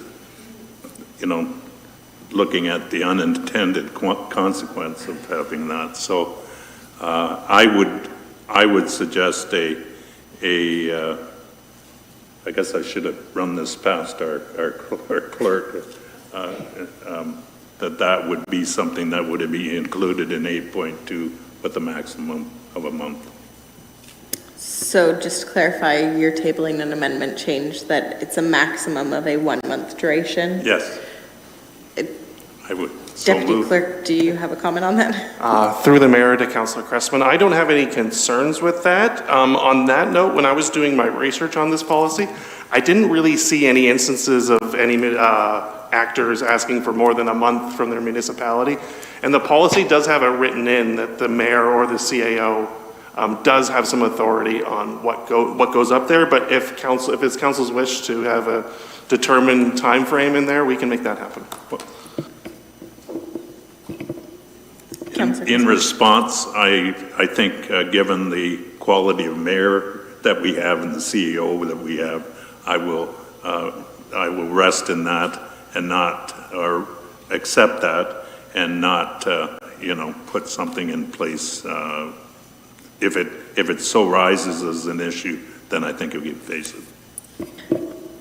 Although I do really appreciate you admiring the quality of your CAO and mayor, I do think it brings up a fair point. If we're already having the discussion, I don't personally see the harm if you still want to keep that amendment, because frankly, the CAO and myself will not be sitting here forever.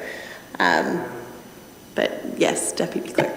As part of our processes to ensure that we're still being moderate and always having a best practice, we'll be reviewing these policies from time to time, probably by the end of this council, especially since it's a new one. If there's any concerns or anything that we see in the next few years, we'll certainly be bringing it back forward to council. So I will leave it in your hands as to what you'd like to do, Councillor Cressman. Oh, yes, CAO Chambers. Just providing perspective on my past experience. When I was in Kincardine, we had a 1 week limit, and then when Pride was extended to be a month, we did extend it to a 1 month limit. That being said, I didn't have any requests in all my time for beyond a month, and I think it would be very unique circumstances where there would be a request beyond a month. So we could leave it to our discretion and then review the policy in future. So what would you like to do, Councillor Cressman? I accept the response that has been given. Thank you very much. Okay, thank you. Councillor Dunstall. Thank you, through you, Mayor. I just wanted to make a comment that Deputy Clerk Curtis did an excellent job on this, very thorough, very impressed with the community flag, allowing other members of our community organizations to be able to share the pride of who they are, and what they do. So I think that this is probably much more inclusive, which I appreciate, and I just want to commend you on the effort. Thank you. Thank you, Councillor Dunstall. Any other questions or comments, Councillor, before we vote? Okay, seeing none, I will call this to a vote. All those in favor? And that carries unanimously. Thank you very much. I will also take that opportunity, if you're watching and belong to a community group that has a flag you want to fly, there's now a policy and a process that you can get that flown on our flagpole. On to item 12.2. The recommendation is that the report CS 2023-17 Community Services Master Plan Update be received for information, and further, that pre-budget approval be granted to incorporate $85,000 plus applicable taxes into the 2024 capital budget for the Recreation and Trails Master Plan Update as presented within report CS 2023-17, and further, that pre-budget approval be granted to incorporate $40,000 plus applicable taxes into the 2024 capital budget for the Arts and Culture Master Plan Update as presented in report CS 2023-17, and further, that council approve an additional upset limit of $25,000 plus applicable taxes within the 2024 capital budget to conduct an organizational structure and service delivery review of the Community Services Department in conjunction with the Recreation, Trails, Arts, and Culture Master Plan updates. To get this on the floor, may I please have a mover? Moved by Councillor Dunstall, seconded by Councillor Cressman. I will now call on our Director of Community Services, Chris Catania, to introduce the report. Thank you, Mayor Sullivan.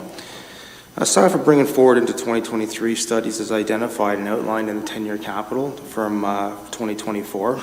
They are timely to begin the updates to these master plans as they are all dated, and as we all know, demographics are ever-changing. Staff would like to go out for an RFP with the Parks, Recreation, Trails, Arts and Culture, and the Service Delivery Review. We are going to look at the Parks and Recreation piece and call it, obviously, the Community Services Master Plan. At the time of award, staff will be reporting back to council sometime early fall with timelines and milestones. The goal is to ensure that there's an extensive consultation process throughout the final delivery of these master plans so that we have a delivered product by mid-2024 for implementation and any other budget forecast that is required as those results come in. As part of the service level review as well, it's in conjunction with this report. We're looking at just a rate review, looking at our current department structure as well, any efficiencies that could be had, and even looking at some of our policies that's currently in place and that corresponds with some of the updates to the plans as well. Happy to answer any questions. Thank you very much, Director Catania, and I just want to say I'm very excited that you're really diving headfirst into your new role and looking forward to these reviews happening. Councillor Wilkinson. Yes, thank you. Through you, Mayor. I agree the existing plans as it is are dated, and as we've already discussed at length this evening, we have significant community changes upcoming and will be occurring. So I think it's important that you get the opportunity to do this and definitely come in and be able to essentially have a blank slate and make your mark on this department, especially one that I don't want to speak for all my colleagues, but we expect results as a community out of the Parks and Recs and the services that are provided. The only question I have for you is just in general, from RFP to say final presentation and adoption, what's the timeline on that? And when can we expect to see results? Through you, Mayor Sullivan, and to Councillor Wilkinson, looking at sometime mid-fall for an award for the RFP, so coming back to council with that, and I want to give it a very extensive consultation process, so I'm looking at about a 10-month process to bring some results back by the summer or early Q3 for 2024, and that way we can hit the budget cycle for 2025 as well. Any additional questions or comments, councillors? Councillor Sadhu. Through the mayor to Director Catania, like my fellow councillor, I'm actually very excited about this master plan revamp.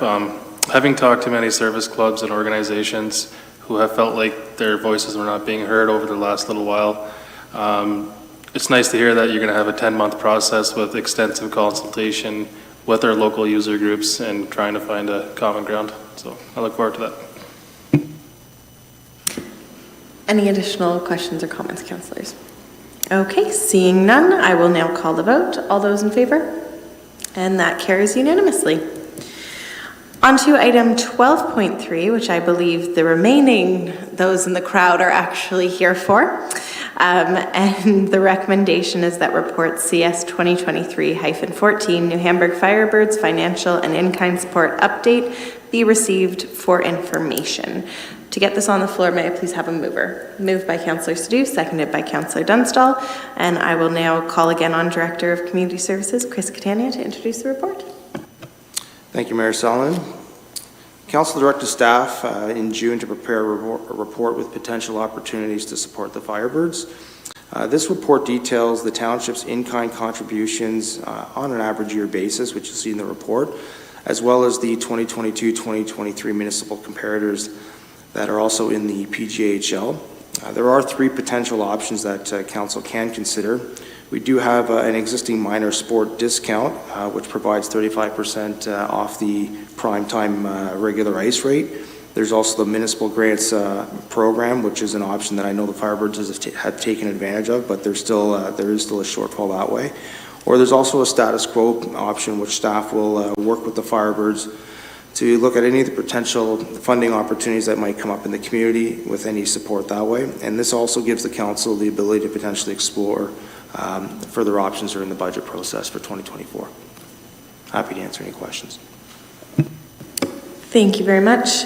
Councillors, any technical questions? Councillor Stu?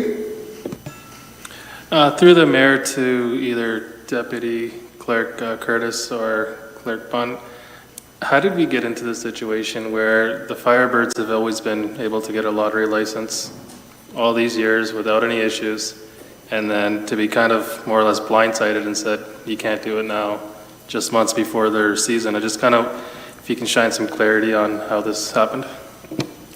Yeah, absolutely, Councillor. So through you, Mayor, it sort of starts with the framework of how licensing is operated in Ontario. So I think it's important to start at that point. So in Ontario, lottery licensing is governed by the criminal code, and then it passes down to provincial governments who set rules and regulations. In Ontario, the rules and regulations are set by the AGCO, so the Alcohol and Gaming Commission of Ontario.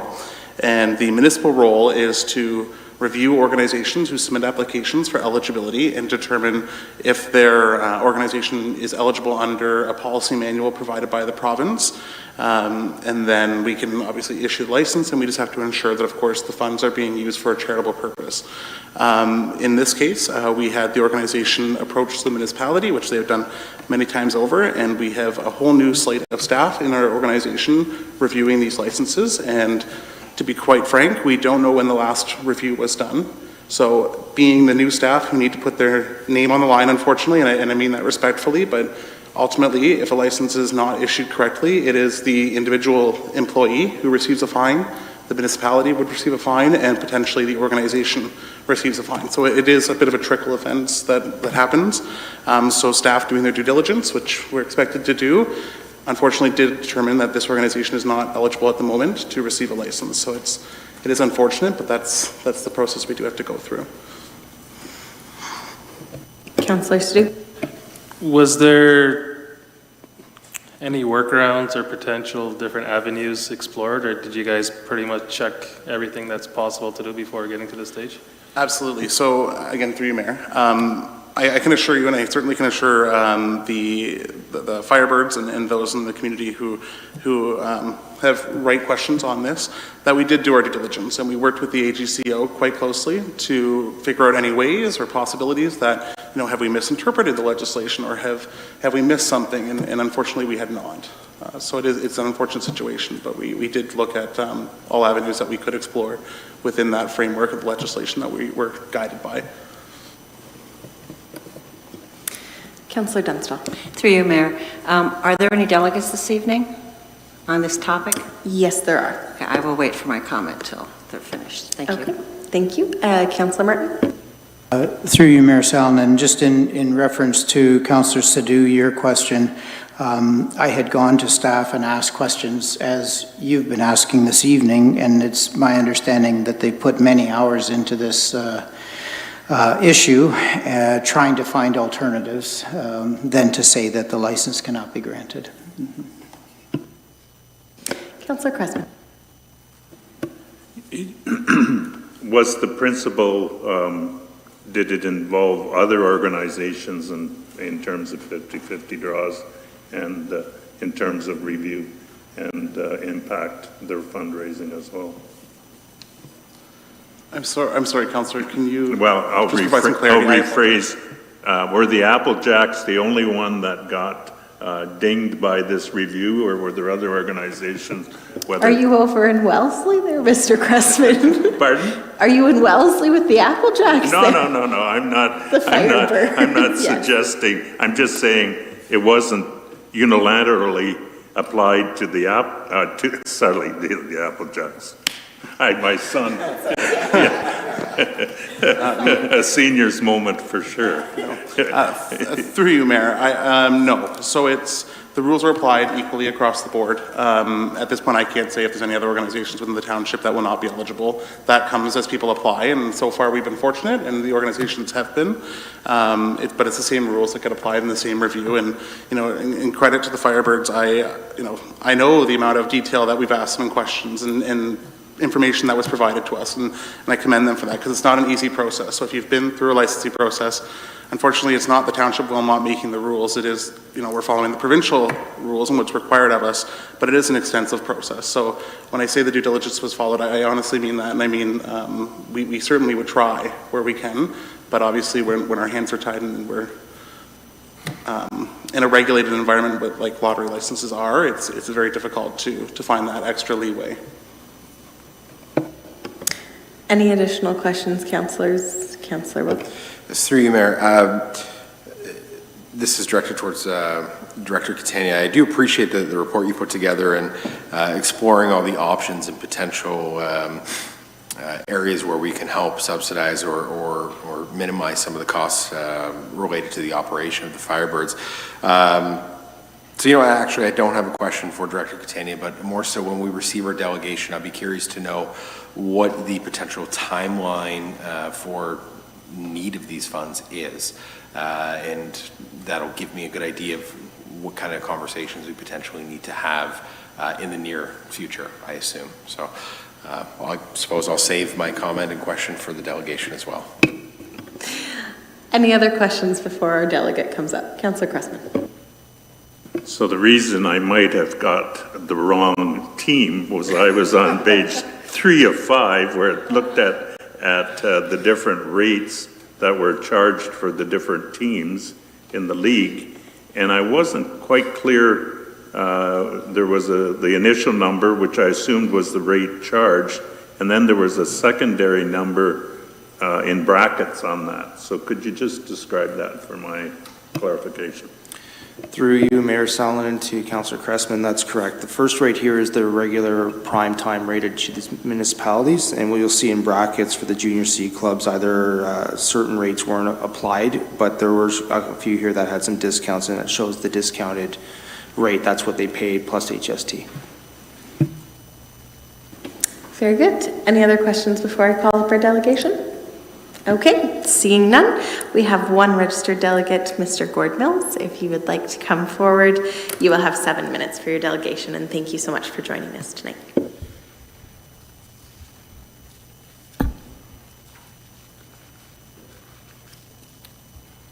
Thank you, Mayor Salonen, councillors, and Wilmot staff.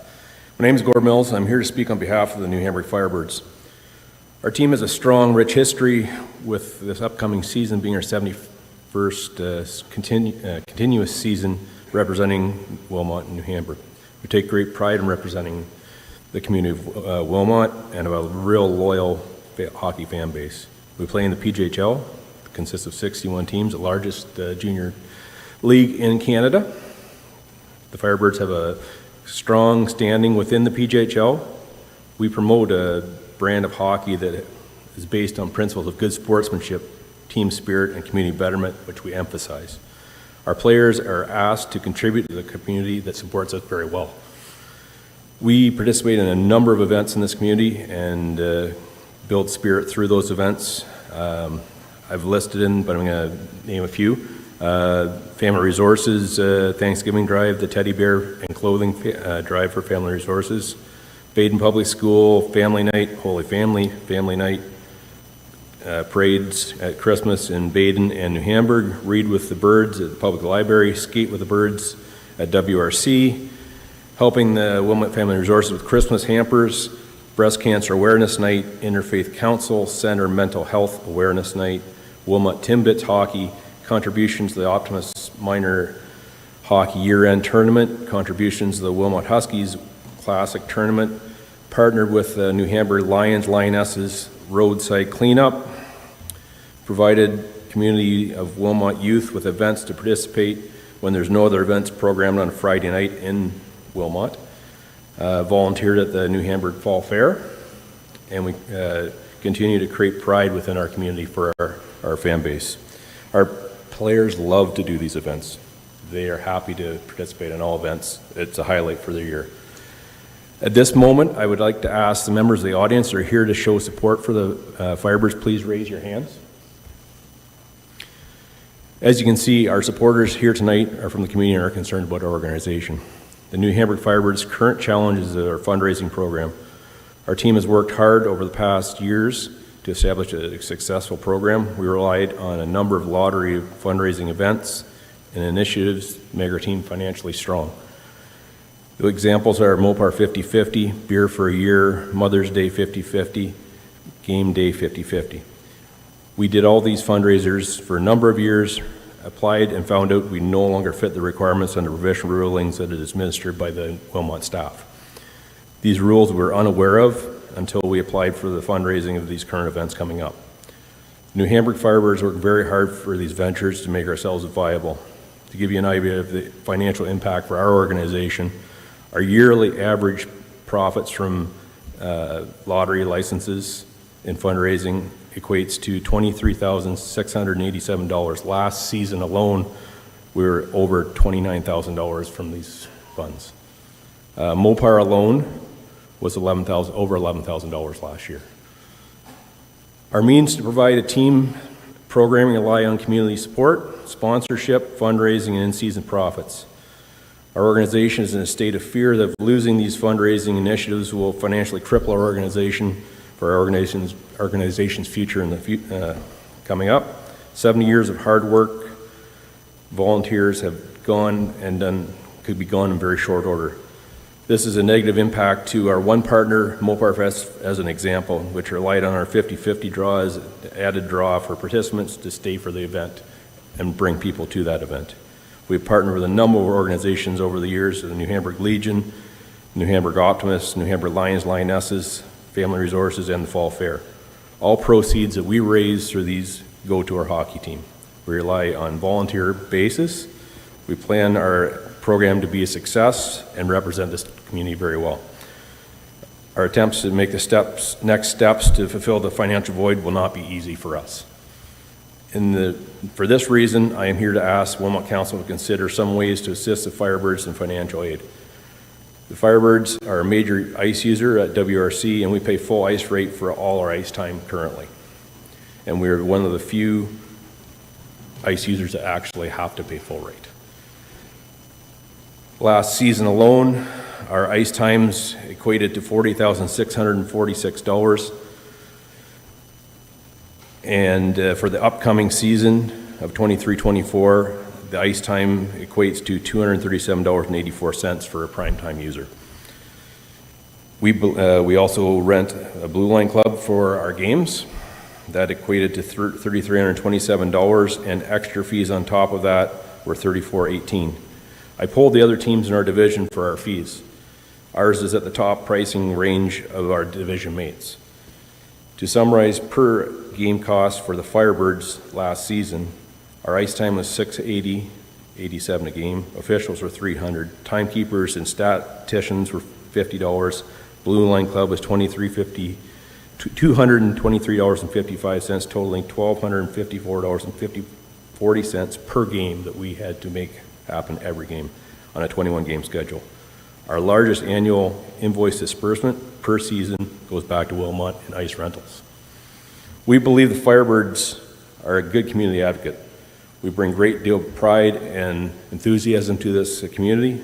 We've partnered with a number of Wilmot volunteer groups to make this Wilmot a great place to live. At this point, we ask the council to consider ways to assist us in navigating our future. It remains part of this community. We ask the council to lobby on our behalf to the provincial government to make changes in lottery license, amateur sports age requirements, which limited us in this perspective. And we ask for a reduced ice rate charge, as well as some other financial methods to aid us in our continuing future. Thank you.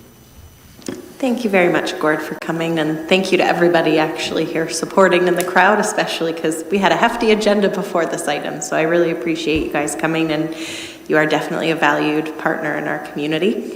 I'm now going to turn it over to our councillors who I know have questions and comments, so Councillor Dunstall. Thank you, through you, Mayor. Mr. Mills, I just wanted to double check. is it correct that, at least for this season coming up, that you are not in jeopardy, the team is not in jeopardy? I understand that we have to start fundraising immediately for every year coming up after, but I just want to double check. Our plan is to proceed as our season as normal. We fundraise every year to make our season viable, and it is totally important for us to have funds coming in place.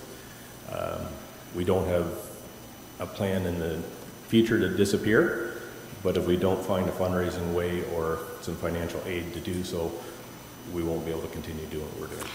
I appreciate that. I have to tell you, I was speaking to a previous councillor who has always made his opinion very well known. And he came up with an idea that I actually thought was a great idea. So for that, I thank Mr. Terry Broda. And I would like to, at this time, ask Mayor Salonen and MPP Mike Harris to address the inequity and funding opportunities our township faces by writing a letter to the OLG. The Commission's current age restrictions for minor sports teams just do not work for rural Ontario, and as such limit the team's abilities to acquire funding. Townships do not have the same talent pool to draw from as the urban centers, and in order to remain competitive, they need to widen their net to include older players, which automatically disqualifies you for provincial funding. So in order to ensure fairness and equity, the unique challenges of the rural communities must be accommodated. The age limit for rural communities must be raised to an appropriate level to afford townships the same opportunities for funding as the urban centers. Well, Councillor Dunstall and Mr. Broda, great minds think alike, as we've already started drafting something, and I have already brought this to the attention of our MPP that we need to resolve it at a provincial level. So that is certainly something. Does council need? So a resolution will help support that letter going forward. An amendment to the final decision that we do decide on, that letter be written and addressed to the proper provincial levels will be perfect. So we can tack that on once we figure out what we're doing tonight in terms of this, if that works for you, Councillor Dunstall. Great, thank you. Any other questions, comments, councillors? Yes, Councillor Wilkinson. Thank you, through you, Mayor. So back to my question. Approximately, what is the timeline? And I think this builds a little bit on what Councillor Dunstall was saying. You're okay for this season, however, you're always trying to play ahead. So realistically, what kind of lifeline do you need? What are you looking for in terms of access to funds? Prospectively, we're going to proceed with this season, absolutely. We do have some money that we can use. That money has been used for our team and built over a 30-year cycle. There's some members of the audience here that have been with this team for a long, long period of time. When this team changed to the Spirit of 83, our team was not financially viable, and they reached out to community members to make this team happen, and businessmen. And through being frugal and being careful with our money, we built up a nest egg.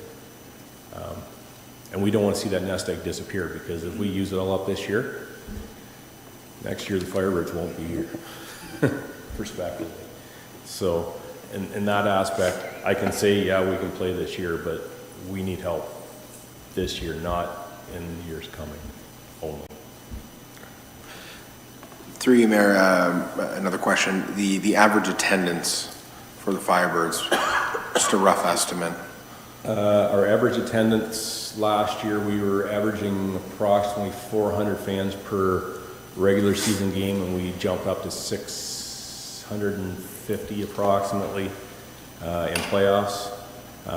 We made it to our divisional finals last year and lost out to the Apple Jacks, who went on to win the provincial championship, so we were holding our heads high in that aspect. It took the champions to beat us. Potentially, our team, our program is in an exceptional spot. We've had some successful years, and we've built ourselves in a spot where we plan to be successful for the years to come. So our attendance can only grow from that aspect. If we went and followed the provincial regulations in order to meet the lottery licenses, we would lose half of our team every year. We would play with half of our team as 17-year-olds, and our age bracket goes from 17 to 21. It is impossible. One, we won't be competitive on the ice, so we won't get fan base. And two, those players will be in jeopardy being on the ice because they're playing with older players. So for us to fulfill those needs is very difficult. I know it's tough to say, but that's the realistic part of this. Well, I appreciate that. And through the chair, question regarding the Blue Line Club operation. So if I can just maybe clarify, or you rent the space from us, and do you run the license operation yourself in the sense that you're selling the liquor and you're profiting from it? And there's a municipal rep that represents the township at that event as well. Okay. Through the chair, I would say just at the conclusion of this meeting, I think it would be reasonable to say that the Firebirds executive should probably seek out some meetings with members of council as soon as possible to have some conversations and see what we can do to help work in the background, in addition to taking Director Catania's report here for value and maybe some ideas as to what we can potentially do. But I appreciate you showing up, and I appreciate the work that our director put into this as well. Thank you. Councillor Crespin? Yes, this is me thinking of some creative accounting practices, and you look, oh, I see somebody over there shaking his head. I'm thinking of all the things that you do, and I'm used to reading scientific reports and judging them, and there's this thing about in kind and the things that you do for the community in kind. Are they considered at all in terms of a license at all, and what the age of the people that you provide some of that in kind assistance? Looking to see who could speak to that. Through you, Mayor, I can certainly say from our end, for a licensing perspective, that does not apply. In-kind donations do not apply, no. Just to my point is that likely some of this applies to individuals who are less than 17 years of age, that you're doing certain things, and so I would see some of that community service, so to speak, applies to that. And so anyhow, just me trying to think if there's a way of skating around it. Director Kelly? I would say through you, Mayor Sallin, obviously just thinking if this letter or correspondence is going forward to the province, that's good information to include in that letter, that groups such as this do a large degree of in-kind work for youth under the age of 18 that currently doesn't, as Clerk Bunn mentioned, doesn't work into the process of licensing, but that's probably a good context to include in that letter. So, if I'm reading council correctly here, we do want to obviously help the Firebirds. Based off the fact that you are going to be able to start your season, is it fair and reasonable to say that we continue discussions offline and in the 2024 budget, see how we can realistically help? I'm just trying to move the conversation somewhere. Wondering if that is viable, so that would be January. Again, recognizing it's just right now we don't have anything budgeted is what I'm also trying to acknowledge. But I want to hear what other councillors have to say towards that, or if somebody else has a different idea. Councillor Dunstall. Thank you, through you, Mayor. I agree with you. We do have a little bit of breathing room, and I know, Mr. Mills, I know how important it is to continually have that money rolling in, right? And I get that. But we do have a little bit of breathing room, and before we add, and having said that, I also know that we are very committed to helping the Firebirds, and my conversation with Director Catania, he made it abundantly clear that he was all on board to help with fundraising. So keeping that in mind, I think perhaps we should just put the brakes on it just a little bit and allow us to explore funding from grant opportunities and other community partners.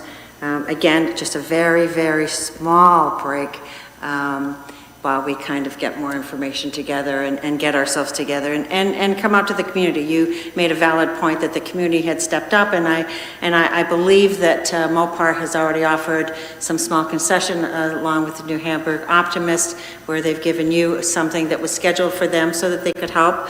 And I think that there may be more opportunities in that and more for the fundraising as well as the grants. And I'm just thinking, just before we go back to our taxpayers, I just think we should investigate that. Councillor Wilkinson?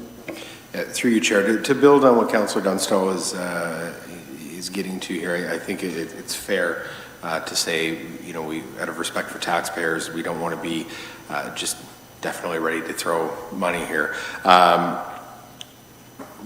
But maybe, if you don't mind, what is your rough operating budget, and what portion of your budget is already coming from, say, community members, whether that be businesses or different grants that you're receiving? And not necessarily grants, but monies from the community. So a rough operating budget would be approximately $110,000 to $115,000, rough numbers. Okay. As such, every year we rely on our fundraising, which we've discussed here, which accounts for roughly $25,000 in that ballpark. Last year was a little bit more, but that's our average was 20, just shy of 24. And our sponsorship from our community, which is very good, generally is in the neighborhood of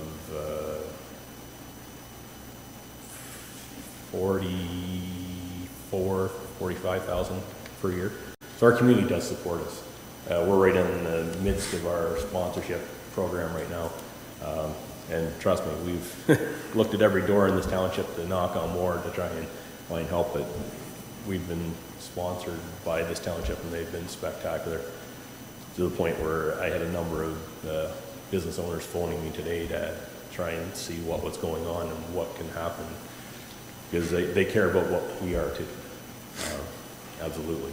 So in that aspect, the one thing that I do see that was in Mr. Cadanya's report was giving us a break in primetime ice. When you look at the other user groups that are taking part in our arenas, we are the only ones that pay full time. We use less ice than the majority of them, but we pay very well for ice, to the point where we've looked at other avenues outside of Wilmot to try and fulfill our needs, because it costs a lot of money. Like when you look at it, we have 2 to 3 ice times a week that we take from Wilmot, and those are 3 hours apiece, and we're talking about $45,000 roughly that we're accounting for here. So we're paying dearly to play in Wilmot and represent Wilmot. And we have asked in the past for breaks that way and have not been successful in that aspect. I guess the difference is right now our needs are great. So if we don't find a way to do this, I'm fearful of our future, really. And if that's the case, there's going to be some tough times ahead, respectively. Because we are the prime time user. When people talk about Wilmot and talk about hockey, the Huskies are our minor system, but the Firebirds are the prime time user of the ice. And that is not degrading anything of the other users, but we are the guys. So, in that perspective. I appreciate your comments, and I think I speak for all of us, be ashamed to see that disappear. So certainly, from my perspective, we'll try and find some creative ways to help out and see what we can do. In a final note, I guess the one thing that our rich history in Wilmot should speak to something. When I looked at all the junior ranks, we're probably in the top 5 of teams that have continuously played in one spot. And I'm not talking about junior C, I'm talking about junior hockey as a whole. So our history is strong here, and it has been for a long time, and I'd hate to see it disappear. I think many people, including most of us around the Horseshoe, would hate to see that happen. So I do think looking at the 2024 budget on how we can help you guys going forward, and I think it's great to know that ice time is a spot that we can certainly look to as to how we can move forward on that. I did see Director Kelly. Yeah, thank you, and thanks for some clarification there, Mr. Mills. I guess through you to Councillor Wilkinson, a lot of those financial details regarding the Firebirds, they do provide that information on an annual basis to the township as part of the grants program. So we would obviously work with Mr. Mills and staff on our team just to get a good summary of that to lead into these conversations at budget time. I think it would help, like this part about the reduced rate or potential discount rates come up a number of times, just some clear direction out of this for not just in generalities, the whole budget, but for staff to look at the existing fees and charges rates that apply to the Firebirds as part of the budget process. If you can structure that into the language as a clear direction, that'd be helpful for us in the budget. Very good. Councillor Wilkinson? I'd be willing to make that amending motion. Great. So I believe what we have on the floor right now then is Councillor Dunstall's initial motion for the letter writing campaign, and then supported by Councillor Wilkinson's amendment. Do you see that as a friendly amendment? Okay, great. So we will have that as one motion then. And that be that we pursue both advocating to the province to change the lottery licensing program and hopefully long-term create better fundraising opportunities on that avenue, and then looking at the 2024 budget, including ice times and overall fees that we currently charge the Firebirds as to how we can address that to support the team going forward. Sorry, Deputy Clerk, I just can't. Okay, sorry. May I please have a seconder for that then? Seconded by Councillor Sadoo. Any final comments or questions? Everybody's happy with voting on what we're voting on then? Okay, all those in favor? And that carries. I'm assuming that you've declared your conflict of interest. So that carries unanimously. And we need to do the amended motion overall needs to pass then. So all those in favor? And that again carries unanimously. Thank you very much again, Mr. Mills, for joining us, and to everybody else in the audience for joining. You're all more than welcome to stick around. We do look forward to the continued conversations. One place that you can start with fundraising, I have yet to see your schedule of the purchasing puck drops and things like that, and I'd be happy to help fund something out of there. So if you can send that my way. Will do. And, thank you very much. Okay. So that brings us to item 12.4. The recommendation is that report COR, oh, my apologies. Oh, yes, sorry. I get 2 minutes. I just want to throw one more aspect in that might add to that letter that you're talking. Sure. If you don't mind. On behalf of Lions, Overar Fest, and Firebirds, and everybody else. Sure. If you could just state your name for the record, please. Paul Mackey. M-A-C-K-I-E. One aspect of all of this that is maybe being overlooked, and I don't know if the township has marketing budgets and promotion budgets and that sort of thing. All of the money that's being raised with Mopar Fest for the Firebirds is generated not from maybe 20% might be local dollars, it's from tourism dollars. It's the 20,000 people that are coming to New Hamburg for Mopar Fest that are anxious to win a big chunk of change from a 50-50 draw.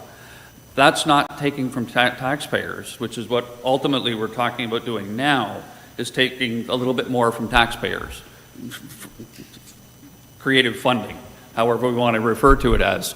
But I guess my question would be, is there marketing aspects and promotion aspects that can be considered in some of this funding, both locally, but also with MPP Michael Harris, with his aspect of it, that rural townships and rural communities that are running community events aren't looking to the townships for all their money. They're looking to draw people in, to leave money behind.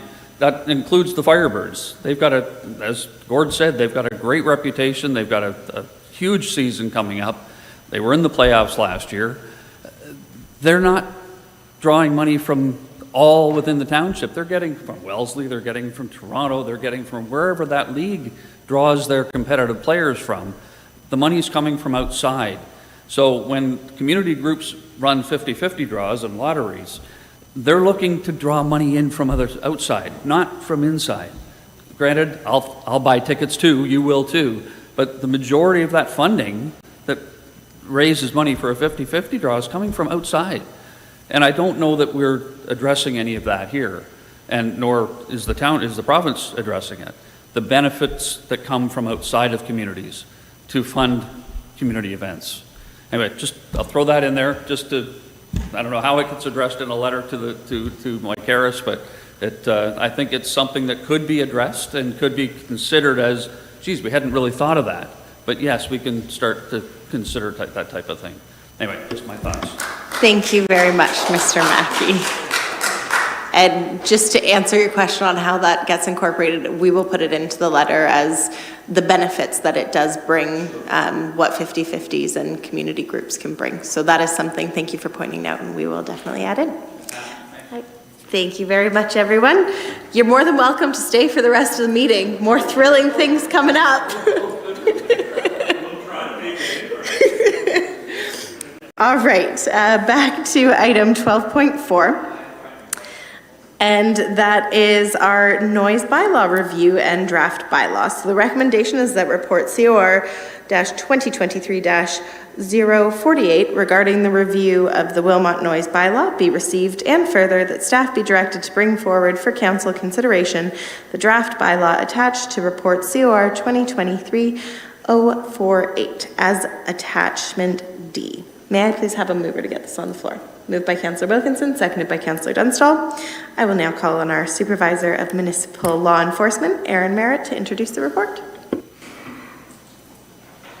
Thank you, through the mayor. I guess this is a little anticlimactic now that everybody's left, but this is pretty important to me. So, the report before you details the review of the Township of Wilmot's noise bylaw, the public engagement that staff completed, and the bylaw that was drafted out of the information gathered through engaging the public and also our internal stakeholders. I believe the bylaw before you provides clearer guidelines for residents to follow when it comes to noise within the township. The old noise bylaw did not list any times and was also very vague in the language used, where the proposed bylaw lists times where noise can be made and when it cannot be made, which makes it a lot clearer for residents, and it also makes it a lot easier for enforcement purposes as it eliminates like a gray area. The proposed bylaw also makes it easier for noise exemptions to be granted while still being accountable to neighboring residents, along with an appeal mechanism that is in place for applicants. If there's any questions regarding this report or the proposed bylaw, I'd be more than happy to answer. Thank you very much, Mrs. Merritt. And I want to start by saying to you and your staff, well done on this. I was so excited to hear that you guys got 748 responses. That is phenomenal. Anyone still watching online, or our one resident sitting still with us here, that's more than what I've seen in any public engagement that we've done. And I would say it's total kudos to you and your team on taking initiative to come up with different innovative ways to engage our community. So I really commend you guys on that. Fantastic job. And the report itself plus the proposed bylaw is also very good too. So just wanted to note that, but I will turn it over to councillors who have questions. Councillor Dunstall. Thank you, through you, Mayor. I actually wanted to echo that, Supervisor Merritt. But one of the things, I was so impressed with your report as well. Is there a way to measure? I mean, that report really seemed to get a lot of engagement. You can't say that our community wasn't engaged in this particular bylaw. And I'm wondering, what was the percentage? I mean, you seem to get a lot of people engaged, and I don't know if there's a standard out there that if a municipality gets 2% engagement, that that's a good thing, or 5% engagement, that that's a good thing. So I didn't know if there was any standard out there. I was wondering if you knew that. Thank you, through the mayor. Thanks for the kind words. I want to give a big shout out to Clerk Bunn, who is a leader, and definitely a lot of these ideas came from him. I just ran with them. In response to your question, the communications person, Dana, I don't know what her official title was. She's no longer with us. She let us know that in talking to other local townships, their kind of standard is usually 2%. So when we were able to get 5%, I'll be honest, we were pretty proud of ourselves. We were really happy with the community for coming out, for letting us know their thoughts, and hopefully this bylaw reflects that so it works for everyone in the community. You should be. Great job. And Mr. Bunn, great job as well. Councillor Wilkinson. Thank you. And through you, Mayor, to echo what Councillor Dunstone was saying, if memory serves me well, this is more engagement than we got on our budget. So, something is funny. Noise bylaws gets folks fired up more than their taxes. So, that's a good thing. That's a great thing. And I hope that we're able to build on this and potentially get some momentum towards others. I do like the design of the bylaw. I had a couple questions. More sort of start, I want to sort of center around the exemption piece. When I was looking at it, my concern was that a $100 fee, just simply to apply for the exemption, could potentially be viewed as a deterrent. Maybe it's a little steep, especially if they potentially go through the process and then get that denied. I'm wondering maybe how that number came up and what exactly it's going to pay for. And I mean, ultimately, I potentially would want to see it slightly lower personally, but I'm curious to sort of understand how it came to be. Thank you, through the mayor. The $100 fee came up. That's the fee we use for an application for backyard chickens and a few other things. So that was just the number that was used. It would help to offset some of staff's time in going through the application process. But if that's a number that council would like to see, lowered or changed, I'm more than open to that. Through the chair, as a follow-up, I mean, I realize that we have sort of a vague, odd designed previous bylaw, or, well, to date still do, but how many exemptions would you say you would have within a year typically? Thank you. Another good question. Through the mayor. So I've only been doing this the last couple of years, so that's all I can speak on. Last year we had 6. This year to date we've had 1. So it's not something that we get a lot of. And my hope was in doing this process that it doesn't have to go to council every single time, that people would be able to get a noise exemption a lot faster. It's a more efficient process. We have had calls in the past for somebody saying, hey, I'm having a large birthday party and it's this weekend, and they call me on Monday.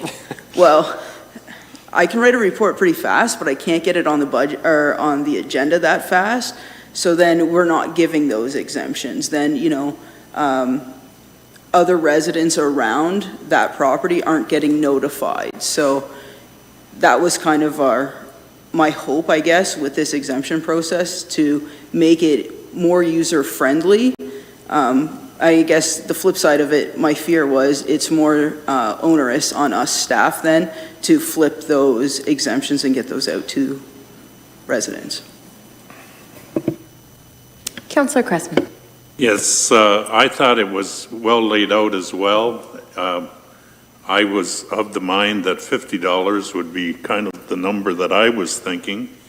And the other piece that I was wondering about, again, speaking to your last point, was you've got this online, which again, I think is an excellent idea. I think tying up council's time on passing an exemption is, well, I won't go there, but anyhow, I guess the question I had, and maybe I missed it, is when should they be applying? How many days in advance? And that's the piece on the online application I kind of skimmed over and didn't see that highlighted. You know, you must apply 10 days in advance, 2 weeks in advance, something to that effect.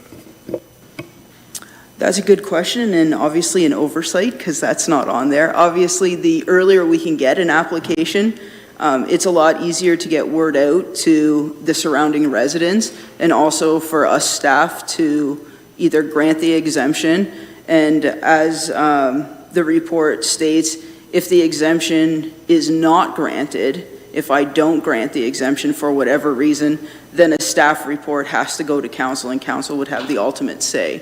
So the sooner the better is what I would tell people, but turnaround time for an exemption, if it's a quote-unquote easy one and that they're apt to be successful in granting that exemption, we could do it in a week or so quite easily. Councillor Dunstall? Actually, that was a great point, but I think that once we need to put a timeline on it, that really is kind of like a service level agreement, in the sense that if we say it's going to take, we want 15 days, then in 15 days we better have a response for them. So I'm wondering, is 15 days something that your team could work with? Is it 21 days? Keeping in mind that there may be the one-offs, but is there a timeline where you would feel comfortable saying, yes, my team can meet this timeline? Thank you, through the mayor. I think a 2-week time frame is more than ample for us to be able to get those exemptions out, and we can definitely add that to the application fee. And then if there are those one-offs, we will obviously work to the best of our ability to deal with those when they come up. Great, thank you. Councillor Wilkinson. Through the chair, the other piece that, and potentially I missed it, so I apologize if I did, but what exactly will be the threshold in terms of determining what is a nuisance and what is not? I know we're aiming for times, say 11 o'clock, we don't want noise beyond that, but say through the day, is there a potential threshold to be set in terms of decibels, or how would we address issues like that? Thank you, through the mayor. As for nuisance, a lot of times we try to deal with those as like a one-off situation where we would, speak to the property owner or things like that. It becomes a nuisance when it's continuous or, it's every, say, Friday or something like that. I don't have an exact definition for that. We would take those on a case-by-case basis, but if it continues to be a problem all the time, then that's where a nuisance would come into play. So yourself and the staff would essentially use discretion in each situation and treat it as unique? That's correct. Yeah, okay.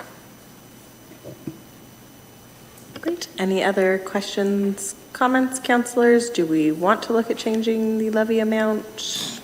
Councillor. Through the chair, I have an additional question, and this is one that was brought to my attention by some residents. And I did see it as well through the consultation. What about car exhaust and modifications made to vehicles? I'm curious, is that something that we can realistically enforce? Thank you. You guys have very good questions. The car exhaust is difficult because that's kind of covered under the Highway Traffic Act. When we have dealt with these type of vehicles in the past, it's usually when the cars come home, they're warming up in the driveway before going to work, things like that.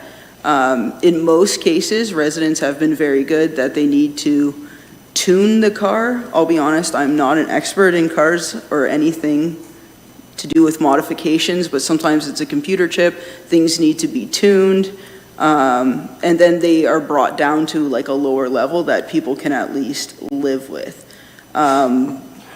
For the most part, when the vehicles get loud, when they're leaving and stuff like that, I make calls or send emails to the Waterloo Regional Police and ask for their assistance. So to clarify, that is probably more something that should be addressed through the Highway Traffic Act? That's correct. Okay, excellent. Councillor Cressman. I would move an amendment that the application fee be $50. And seconded by Councillor Wilkinson.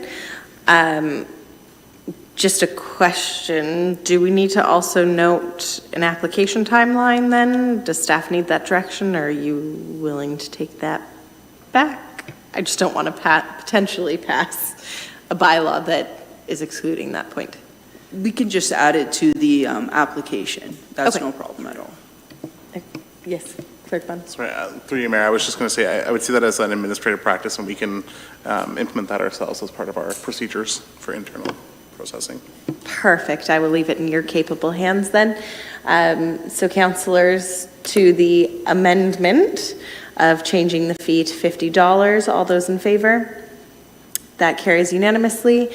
Now going to the amended motion to both receive this bylaw and accept the draft bylaw as amended. All those in favor? Perfect. I'm getting a look from my clerk, which is making me think I forgot to ask for a mover and seconder. Through you, Mayor, you didn't, I just want to be clear that the bylaw was not amended this evening. The motion was amended, but the bylaw hasn't been, so I just want to be clear when we're passing it and sending it on to the courts to do all of our fines and all our good stuff, it wasn't amended. It was Right. just the resolution. My No worries, apologies on ad-libbing over here. Thank you very much for clarifying that.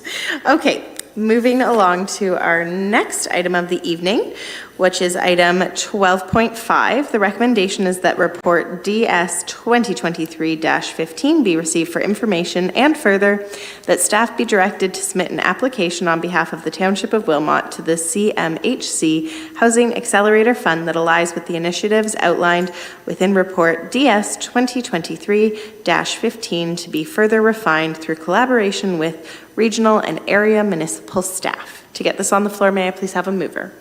Moved by Councillor Cressman, seconded by Councillor Martin. I will now call on Director of Development Services, Harold O'Krafka, to introduce the report. Thank you, Mayor Sallin. I'll give a very brief review of this report. Hopefully, Council has had the opportunity to read it, and I'd be happy to answer any questions on it. Canada Mortgage Housing Corp has opened their portal for a $4 billion fund. It's not an infrastructure grant program, rather it's a grant program designed to create systemic changes to the way that we approve housing, to speed up the delivery of housing. And notwithstanding that the funding is over a 3-year window, part of the grant application process is to demonstrate how this is changing how we do business. So a real opportunity to take some funding and work towards initiatives that will speed up and create additional housing over the next 3 years and beyond. We listed 10 initiatives. We're required to submit 7 in discussions over the last number of months with CMHC staff and regional staff. They're suggesting that we should put in additional initiatives so that if one of our initiatives is deemed to not fully comply with the intent of the program, that we would have another one in front of them that would ensure that our application is complete. The last thing we want is to submit 7, have one initiative rejected, resulting in 6 and not be eligible for the funding. So certainly that's part of the strategy. We may fine tune this over the next few weeks with regional staff and our weekly meetings with CMHC to pick the best that are available to us to maximize our potential to receive funding under this program. Within the report, we do identify that the 3-year forecast would be 82 units per year. This fund requires us to identify what we think our target will increase beyond that 82 as a result of obtaining funding. We're anticipating 38 additional units per year, total of 114. within the report the financial considerations that would generate, depending on the split of those units, in the neighborhood of $3 million with the top-ups for affordable housing and missing middle housing. So certainly it's a great opportunity to fund some of these programs. Again, not an infrastructure fund, but the funds that we do receive as a result of this program could be used to fund community infrastructure and infrastructure supporting growth, as well as funding, obviously, the initiatives. And that would include, things like incentives to increase the density of housing in appropriate locations. And, sorry, I lost my train of thought. So the funding can be used for multiple projects. We haven't included specifics other than the initiatives. Certainly that would be the focus for funding. But in future reports, should we be successful in receiving the funding, we would, obviously, each of the initiatives would result in a report back to council on the review, how it would be implemented and what the costing would be, and where the funds could be used. The funds, as indicated in the report, are broken out into 4 stages. One at the signing of the contribution agreement, and then annually for the next 2 years would be based on successfully completing the initiatives that were proposed, and then the final one would be based on generating the numbers that we envisioned. And that final payment is really the only one that, in theory, would be risked. 75% is essentially guaranteed as long as you're making progress towards your initiatives. The final one, you need to demonstrate that you've achieved the units that you proposed. If you achieve 50%, our understanding is that you would only get 50% of that last payment. So certainly there would be a little bit of a risk there, but the benefits to the community certainly would be there in terms of bringing in those kind of dollars to support initiatives that will increase housing.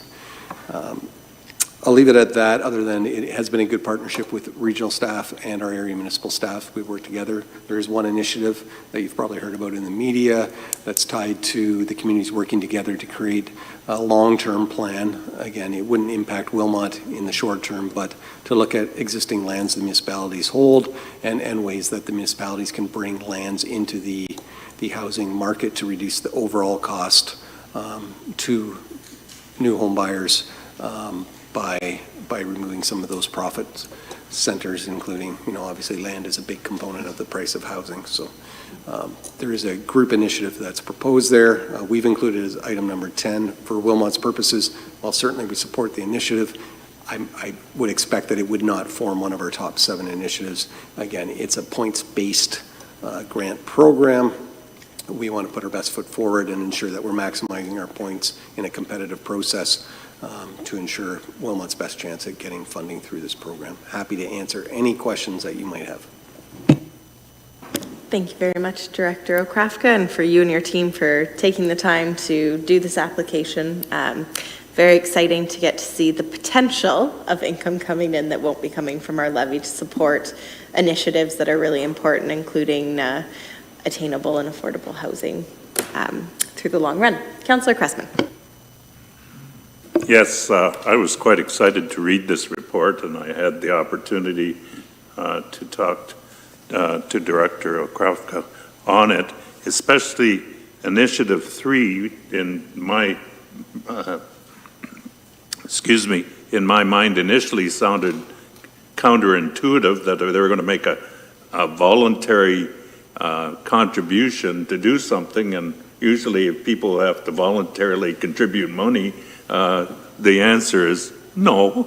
But I'd like you to expand on that, because I think we've missed an opportunity. I think you've indicated we missed an opportunity, and I think regardless of what happens with this application, there might be some things we can do to take advantage of this opportunity into the future. So just expand on it to those who haven't. Certainly, through Mayor Salonen to Councillor Cressman.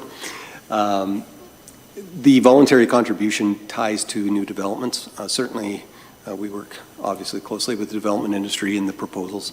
The City of Cambridge has a unique fund and affordable housing reserve that receives a fair bit of funding from developments. You probably noticed even in the cities where they see, you see approval for an apartment building of X number of stories and X number of units, and the developer makes a voluntary contribution towards some affordable housing project in an appropriate location in that city. What Cambridge does, my understanding, is essentially developers contribute a fee per single-family dwelling towards an affordable housing reserve to provide monies to the city so that they can apply those monies in appropriate locations for affordable housing, close to transit, close to shopping, walkable neighborhoods, in locations that make sense for affordable housing to minimize the cost of living there. Certainly within Wilmot, the development industry has approached the township in terms of creating a similar fund where they would have a place that they can contribute, that the township council would then have the opportunity to make contributions towards affordable housing projects. So that is part of what we'd look at in creating a reserve fund and the terms around that reserve fund. It's kind of a no-brainer that if the development industry is offering to fund something that we would look at the parameters around that. And part of it ties to our official plan. So while we can't say that they shall require affordable housing in each development, our official plan does require that they address to our satisfaction how affordable housing is going to be addressed. And so that's really, while it's not a specific requirement, it is a subtle requirement that there needs to be movement on affordable housing, and we're looking to them to help solve problems for affordable housing.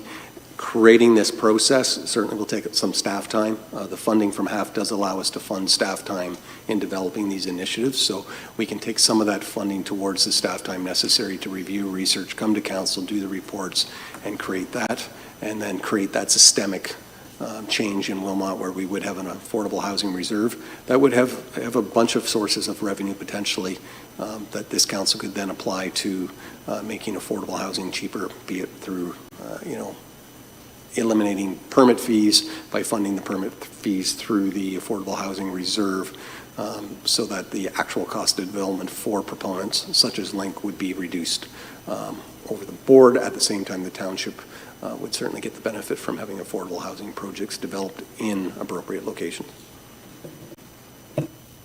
Councillor Cressman. Through you, Mayor, just to follow up to that, I read with interest a development proposal in Kitchener that was turned down and by the council and then went to the OLT, was approved at OLT, and as a result, the contribution, they lost over $1 million in contribution to affordable housing.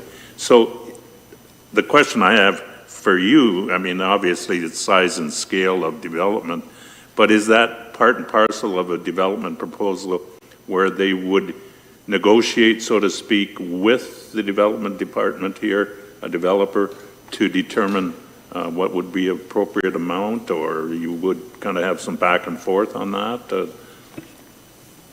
Through you, Mayor Sallin, and to Councillor Cressman, certainly it is a discussion point that the development industry would have with staff, and it would come forward as part of the recommendations on any development. So as you see subdivision applications come forward, you may see recommendations related to affordable housing and contributions to an affordable housing reserve. Again, voluntary contributions, but certainly our experience is that most developers also are trying to solve housing problems. Certainly there's a profit margin that they're trying to achieve, but they're also trying to build communities, and they want to put their names on something that benefits the community as a whole. It's not just about profits, it's about building communities, and they're cognizant of that role that they have in communities. Councillor Martin. Through you, Mayor Sallin, I just wanted to echo some of Councillor Cressman's comments, but also to express appreciation to Director Okrafka. I reached out to Director Okrafka a few weeks ago when I had read about this fund, and Director Okrafka assured me that as staff they were already on it and putting the application together, and so I'm very appreciative of that. Any other questions or comments, councillors, before we vote on this? Okay, seeing none, I will now call the vote. All those in favor? And that carries unanimously. For correspondence, you can see all of them attached, items 13.1 through to 13.8. Did anybody want to pull anything or make any comments? Okay. Okay, seeing none, on to item 14, which is the bylaws. The recommendation is that the bylaws as attached to this agenda be read a first, second, and third time and finally passed in open council. May I please have a mover? Moved by Councillor Dunstall, seconded by Councillor Martin. Are we good? Okay. Anybody have any comments or questions before we pass this in? All right, all those in favor? And that carries unanimously. Now, we do have two notices of motion from for council to consider this evening. Item 15.1 has been brought about by Councillor Dunstall regarding Township-led Canada Day celebrations. I'm going to actually turn it over to Councillor Dunstall for her to read her. Oh, I can read it here if you'd prefer. Oh, you got, okay. Perfect.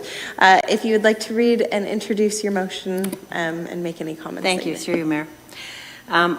Whereas the Township of Wilmot has historically celebrated Canada Day each year with a special event, usually held at Norm Hill Park, and whereas for past Canada Day events, Township staff worked with community groups and individuals to plan and host a variety of activities on July 1st annually to celebrate Canada Day. Whereas in recent years, the Township involvement includes providing fee use of Norm Hill Park and funding for distribution for free cake and cookies, and whereas many communities have events such as Canada Day organized by Township staff in collaboration with community groups and individuals.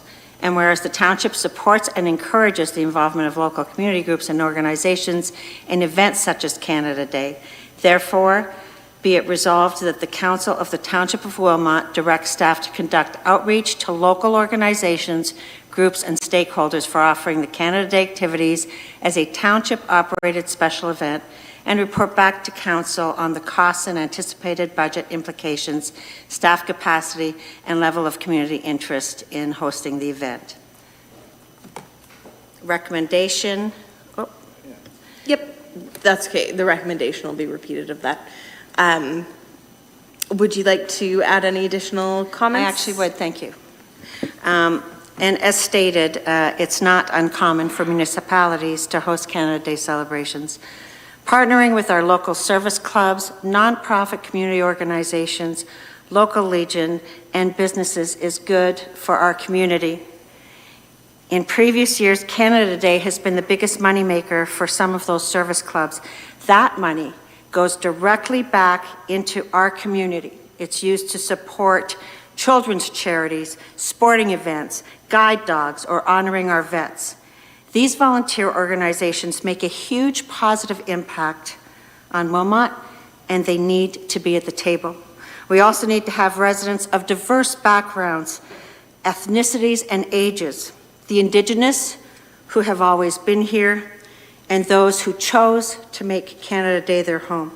I'm asking our leadership team to investigate the scope of work and costs associated with bringing our nation's birthday celebration back under the Township umbrella. Thank you.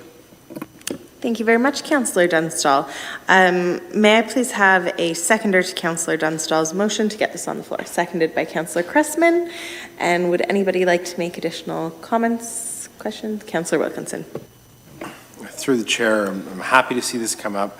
I agree. I think the township needs to be involved in running this. As I think we're the only township or corporation within Region Waterloo that doesn't run their own events. So it'll be nice to see what we can do with it. I'm wondering if we should be putting a timeline for the report back on this, and potentially again tie it into budget season, which is coming up right now. So I'd like to throw an amendment out there that we discuss this during budget.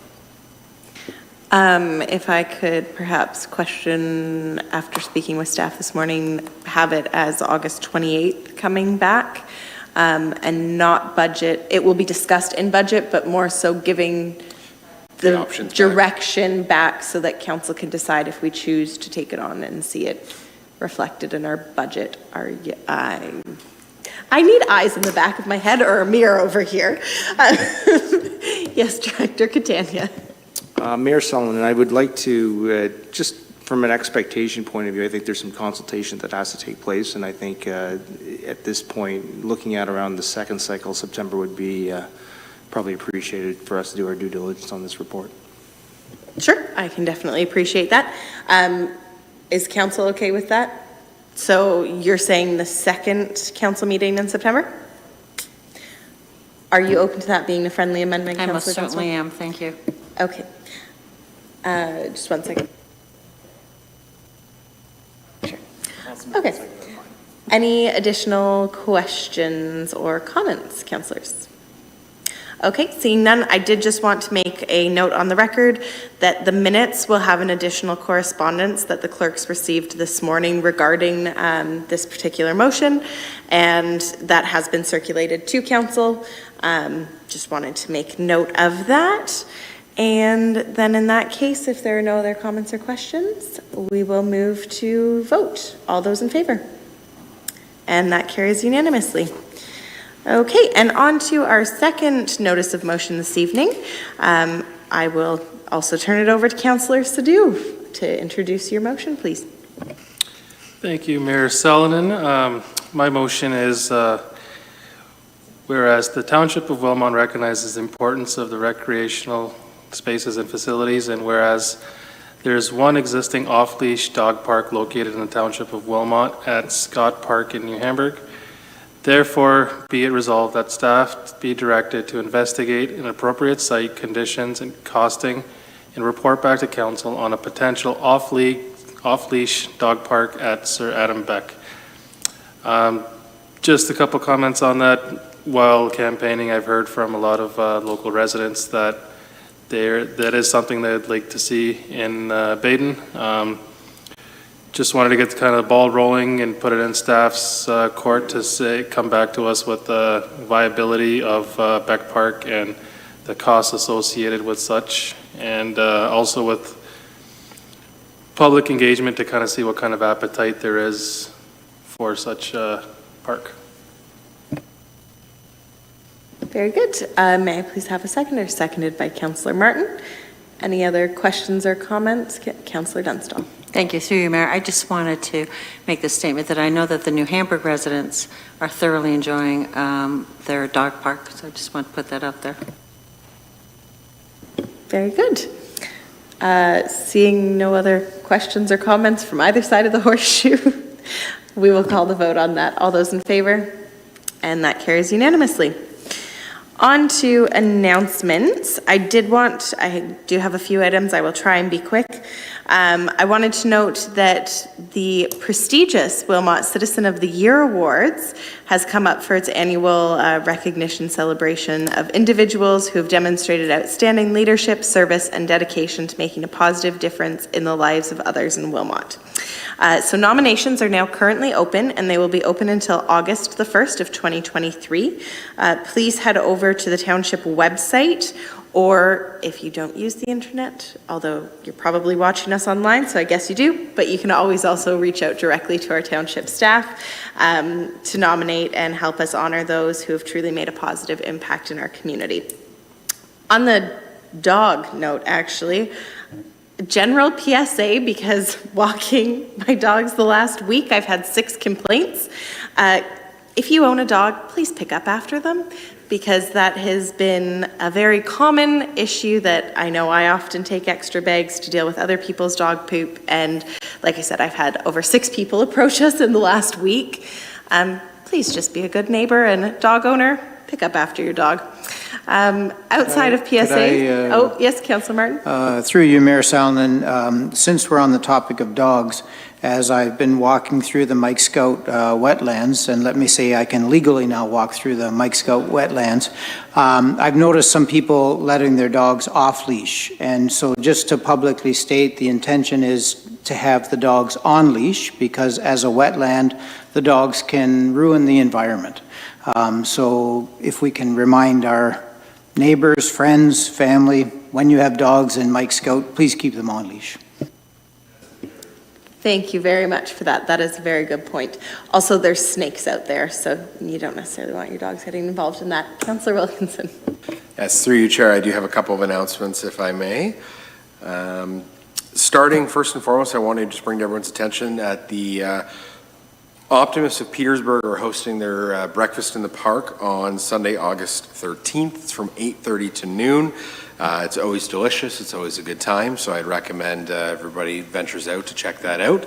Again, that's August 13th. While we're on the topic of Petersburg as well, I also want to send my congratulations out to Warren Bechtold and his group of volunteers and everybody that was involved in the 19th Annual Childhood Cancer Barbecue. It was incredibly unfortunate I wasn't able to attend due to some pressing circumstances that popped up, but in the end, I heard that they raised over $34,000, which is just an incredible feat. So want to send congratulations again to his group, and I'm going to challenge the community now that next year we're going to aim for 50. That is all. Very good. Thank you very much, Councillor Wilkinson. Anybody else have additional announcements that they'd like to make? Okay, seeing none, I will quickly get back to the other ones that I had. August 12th, the world comes together to recognize the power and potential of young people. International Youth Day is a global observation that highlights the importance of youth engagement, empowerment, and their contributions to society. So on August the 12th, be sure to recognize any young folks in your life for International Youth Day. Also on August 19th, we commemorate World Humanitarian Day, which is a day dedicated to honoring and recognizing the incredible efforts of humanitarian workers around the globe. These selfless individuals risk their lives to provide aid, support, and hope to those in need. So please do take an opportunity to commemorate them, and if that means making a donation to your favorite humanitarian cause, and that's something you can do, I would certainly recommend it. That is all of my announcements, I believe, for now. We have no business arising from close, so confirmatory bylaw. The recommendation is confirmatory bylaw as attached to this agenda be read a first, second, and third time, and finally passed in open council. Before we do that, I just see my clerk out of the corner of my eye. Can we just clarify who seconded Councillor Sadhu's motion? It was Councillor Martin. Thank you very much. Okay, back to the confirmatory bylaw. May I please have a mover for that? Moved by Councillor Dunstall, seconded by Councillor Cressman. All those in favor? That carries. And lastly, adjournment. May I have a mover? Moved by Councillor Cressman, seconded by Councillor Dunstall. All those in favor? Thank you very much and have a great evening.